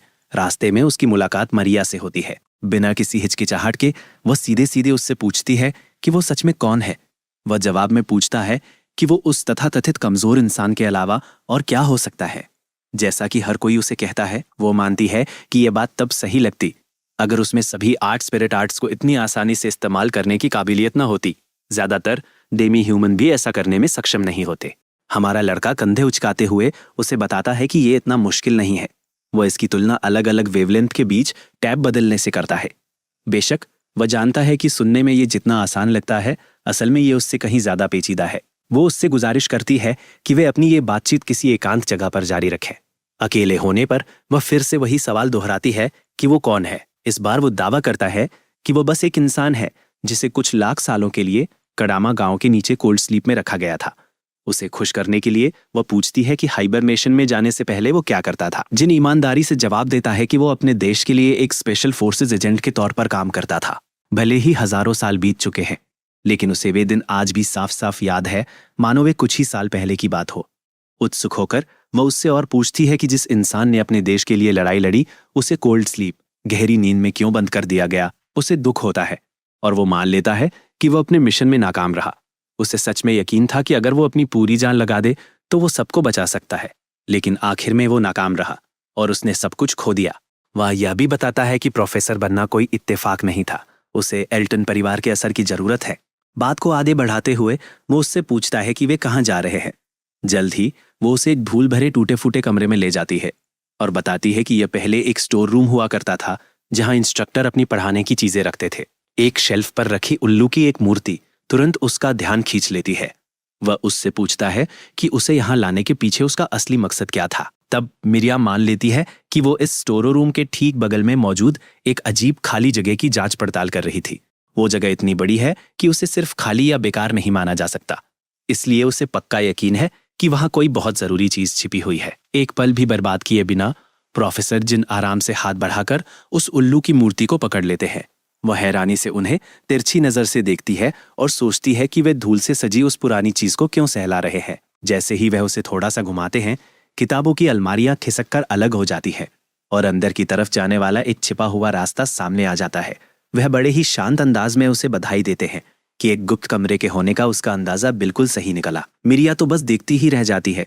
उसे समझ ही नहीं आता कि उन्होंने इतनी जल्दी उस पहेली को कैसे सुलझा लिया। हमारे प्रोफेसर बड़े ही कूल अंदाज में समझाते हैं कि उन्होंने गौर किया था कि धूल की मोटी मोटी परतों से ढके उस पूरे कमरे में सिर्फ वो उल्लू ही एक ऐसी चीज थी जो बिल्कुल साफ सुथरी थी। उसके बाद वो उससे कहता है कि वो पीछे ही रहे, जबकि वो अकेले ही उस संदिग्ध कमरे की जांच करने अंदर जाता है। हैरान होकर मिरिया जोर देकर कहती है कि वो भी उसके साथ जाएगी। वो उसे याद दिलाता है कि अंदर कोई खतरनाक घुसपैठिया हो सकता है और हो सकता है कि वो उसकी रक्षा न कर पाए। सुनहरे बालों वाली वह लड़की साफ कर देती है कि उसके हुनर को कम नहीं आंका जाना चाहिए। वो पूरे आत्मविश्वास से दावा करती है कि वो अपनी क्लास में बाकी सबसे कहीं ज्यादा बेहतर है और शायद सिर्फ उसका भाई ही हुनर में उससे आगे निकल सकता है। यह सुनकर वो उसकी बात पर भरोसा करने का फैसला करता है। वे दोनों सावधानी से उस टूटी फूटी सीढ़ी से नीचे उतरते हैं जो उनकी उम्मीद से कहीं ज्यादा गहराई तक जाती है। मियां मन ही मन सोचती है कि घने अंधेरे में इतनी आसानी से रोशनी को काबू करना कितना सुविधाजनक है। जिन मजाकिया अंदाज में जोर से कहता है कि ये जगह किसी फैंटेसी गेम में राक्षसों के पैदा होने के लिए एकदम सही कालकोठरी जैसी लगती है। उसकी इस गेमर वाली बात से वो लड़की थोड़ी उलझन में पड़ जाती है। फिर से उत्सुक होकर वह एक बार फिर उसके पिछले जीवन के बारे में पूछती है। वह पूछती है कि क्या उसके मन में पहले से ही कोई संदिग्ध है, क्योंकि खतरों का पता लगाकर उन्हें खत्म करना तो उसकी खासियत मानी जाती थी। उसे इस बात पर हंसी आ जाती है कि उसने इतनी जल्दी उसकी अविश्वसनीय कहानी पर कैसे भरोसा कर लिया। उसके भरोसे के छोटे से इनाम के तौर पर वो उसे बताता है कि उसे पक्का शक है कि लॉर्ड रडमैन किसी न किसी तरह इसमें शामिल हो सकते हैं। इस पर वो तुरंत पूछती है कि उसे इतना यकीन क्यों है। प्रोफेसर जिन समझाते हैं कि हालांकि लेक्चर देते समय वो आदमी बहुत आकर्षक लगता है, लेकिन जब वो अकेला होता है तो उसके बारे में कुछ बहुत ही अजीब और बेचैन करने वाला सा लगता है। उन शांत पलों में वह चिकना बदमाश ऐसा लगता है जैसे वो पक्का कोई न कोई गड़बड़ करने की साजिश रच रहा हो। वह समझाता है कि इस तरह का व्यवहार उन लोगों में आम है जो दुनिया के सामने जो रूप दिखाते हैं उससे पूरी तरह अलग होते हैं। इसके अलावा उसे ये भी साफ लगा कि वो आदमी एक टीचर के हिसाब से बहुत ज्यादा तेज नजर वाला है। मिरिया मानती है कि शुरू में उसे लॉर्ड गीता पर शक था, लेकिन जिन उसकी इस थ्योरी को खारिज कर देता है, ये बताते हुए कि जिस इंसान का अपनी भावनाओं पर जरा भी काबू ना हो वो कभी भी कोई सचमुच की खतरनाक साजिश नहीं रच सकता। उसे हैरानी तब होती है जब जिन यहाँ तक कह देता है कि वो झुर्रियों वाला बूढ़ा पागल शायद दिल का अच्छा है। आखिर में दोनों सीढ़ियों के नीचे पहुंच जाते हैं जो एक बहुत बड़े धूल से भरे हॉल में खुलती है। एकेडमी के मैदान के ठीक नीचे छिपी उस विशाल भूल भुलैया को देखकर मिरिया की आंखें हैरानी से चौड़ी हो जाती है।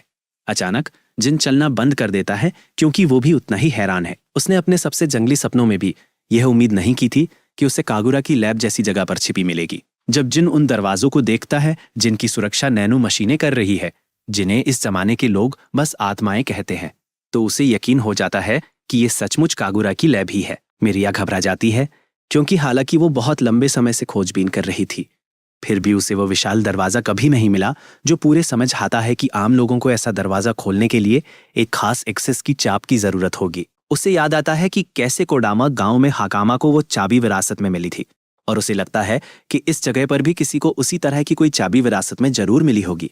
हालांकि जिन पहले से ही जानता है कि उसके पास तो अपने आप ही पूरा एक्सेस मौजूद है, तो वो शांति से अपना हाथ आगे बढ़ाता है। लॉक सिस्टम तुरंत उसे सबसे ऊंचे अधिकार वाले व्यक्ति के रूप में पहचान लेता है और तेजी से उसके लिए दरवाजा खोल देता है। जैसे ही विशाल दरवाजे धीरे धीरे खुलते हैं, जिन सोचता है कि जो व्यक्ति इस देश के शासकों को उखाड़ फेंकने की कोशिश कर रहा है, क्या वो भी कोई ऐसा व्यक्ति हो सकता है जिसकी इस जगह तक पहुंच हो। इस बीच मियां अभी भी वहीं हैरान परेशान खड़ी है।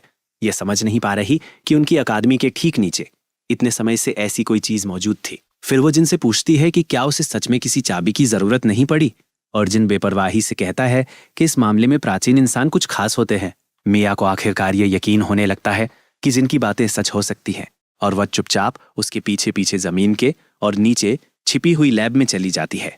अंदर उन्हें कई करप्टर्स बड़े बड़े धातु के पिंजरों में बंद मिलते हैं, और हैरानी की बात यह है कि वे सभी पूरी तरह शांत हैं और उनमें से कोई भी हिंसक होने का कोई संकेत नहीं दिखा रहा है। जिनको उन करप्टर्स की याद आती है जिन्हें डाकुओं ने पहले बंद कर रखा था, और उसे याद आता है कि वे भी तब तक असामान्य रूप से शांत रहे थे जब तक उन्हें आखिरकार आजाद नहीं कर दिया गया था। हालांकि जिस बात ने उसे सबसे ज्यादा परेशान किया वो यह सवाल था कि कोई भी व्यक्ति इतने विशाल करप्टर्स को बिना किसी की नजर में आए इतनी दूर तक इस तरह की जगह पर कैसे पहुंचा सकता है।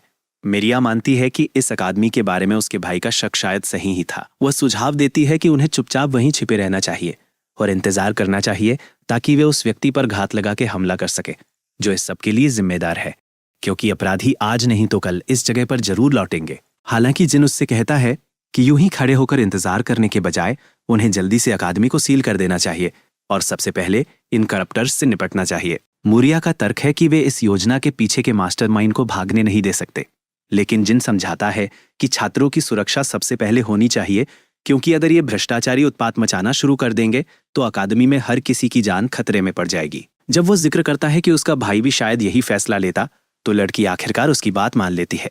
फिर जिन कहता है कि उसे इस सब के बारे में कुछ बुरा लग रहा है, और जब भी उसे ऐसा लगता है तो उसकी अंतरात्मा की आवाज अक्सर सही साबित होती है।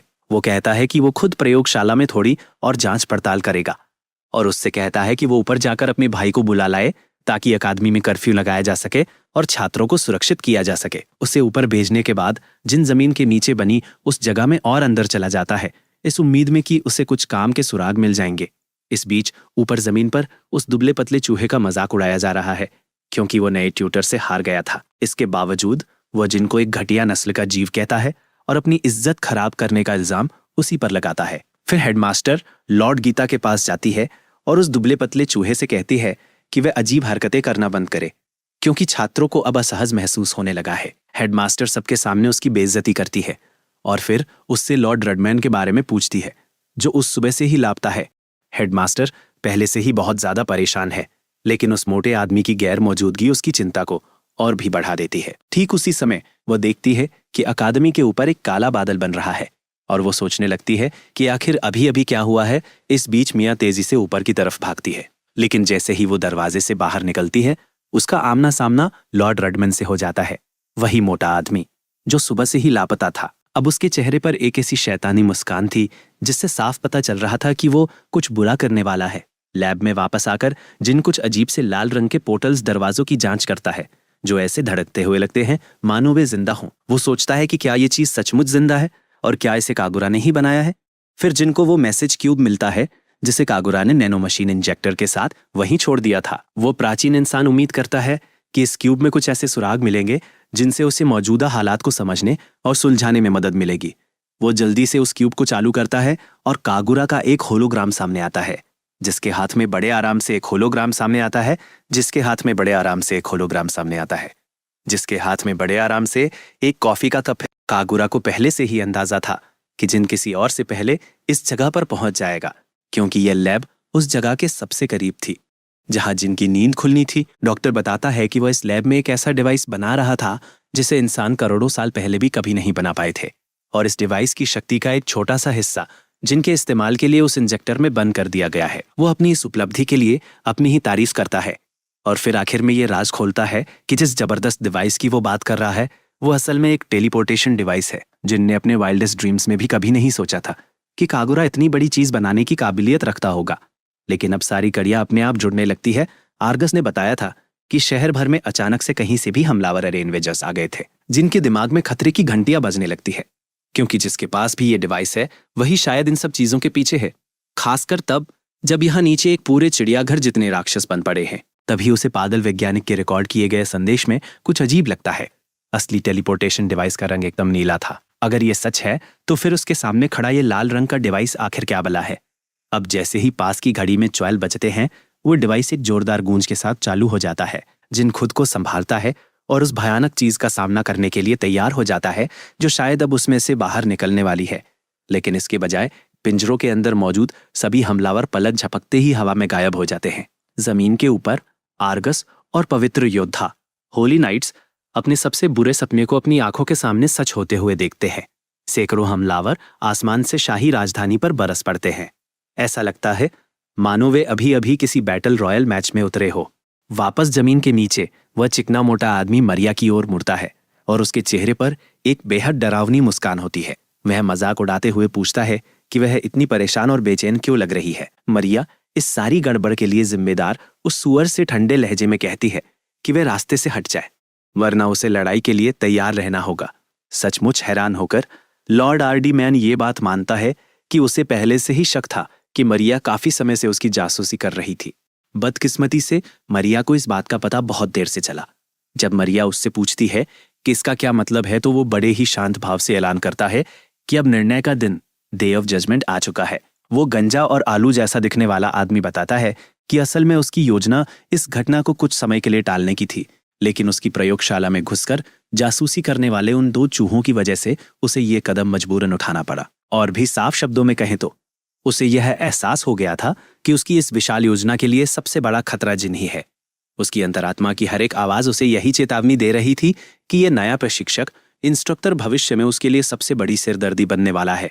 ठीक मरिया के भाई की तरह बिना किसी पुष्टि के ही उसे पहले से ही ये बात पता थी कि उस छिपे हुए रास्ते का पता लगाने वाला कोई और नहीं बल्कि जिन ही था। यह तय करते हुए कि उसने बात करने में काफी समय बर्बाद कर दिया है, वो इस नतीजे पर पहुंचता है कि सबसे अच्छा यही होगा कि यहीं पर सभी गवाहों को खत्म कर दिया जाए। मिया को इस बात पर लगभग हंसी ही आ जाती है कि उसे लगता है कि वो उसे हरा सकता है। रूडमैन के चेहरे पर एक भयानक शैतानी मुस्कान फैल जाती है जब वो अपनी जमा की हुई अकल्पनीय शक्ति के बारे में शेखी बखारता है।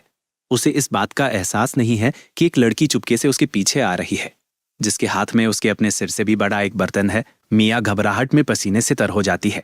वो उस लड़की के लिए डर और इस शक के बीच फंसी हुई है कि क्या यह बेतुकी योजना सच में कामयाब होगी। बिना किसी हिचकिचाहट के हाकामा अपनी छोटी छोटी बाहों की पूरी ताकत लगाकर वार करती है और उस मोटे कमीने के चर्बी से भरे सिर पर जोरदार चोट करती है।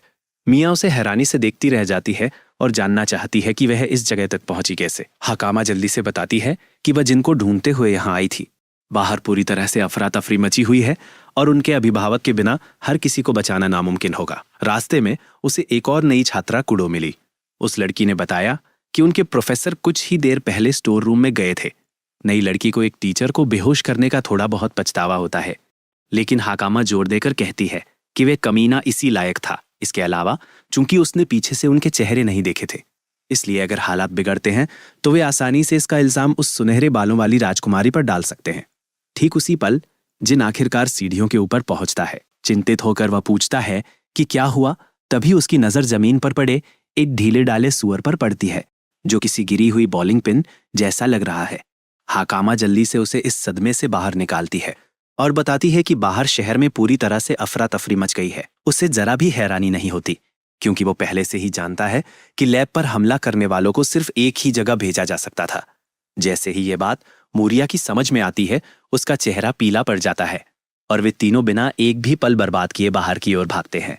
पूरे शहर में आग लगी हुई है और उसका लगभग आधा हिस्सा तबाह हो चुका है।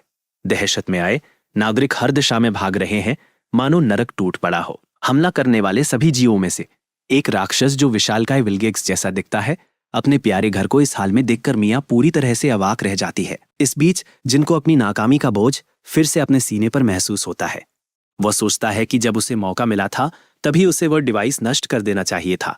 हाकामा उसे फिर से असलियत की दुनिया में वापस ले आती है। वह उस विशाल टेंटेकल वाले राक्षस की ओर इशारा करती है, जो शाही महल पर सीधा हमला करने के लिए एक जबरदस्त वार की तैयारी कर रहा है। अपनी गलती का प्रायश्चित करने के लिए दृढ़ जिन उस इंजेक्शन का इस्तेमाल करता है जिसे कागुरा उसके लिए छोड़ गई थी। इसका इस्तेमाल करने के बाद उसे टेलीपोर्टेशन की एक कमजोर क्षमता मिल जाती है। उस पागल वैज्ञानिक ने समझाया था कि नैनो मशीनें इतनी ही ऊर्जा जमा कर पाती है कि हर 24 घंटे में सिर्फ एक बार इसका इस्तेमाल किया जा सके। इसके अलावा इसकी पहुंच रेंज भी कथित तौर पर उपयोगकर्ता की नजर की सीमा के भीतर ही एक छोटी दूरी तक सीमित होती है। हालांकि ये पाबंदियां आम उपयोगकर्ताओं पर लागू होती है, और जिन तो बिल्कुल भी आम नहीं है। उसकी काबिलियत का कोई भी व्यक्ति जहां तक उसकी आंखें देख सकती है वहां तक टेलीपोर्ट कर सकता है। एक पल भी हिचकिचाए बिना वो गायब हो जाता है और ठीक उस विशाल लेजर बीम के रास्ते में फिर से प्रकट हो जाता है, इससे ठीक पहले कि वो शाही महल से टकरा सके। पार्ट 2 जल्द आने वाला है। देखने के लिए लाइक और सब्सक्राइब जरूर करो।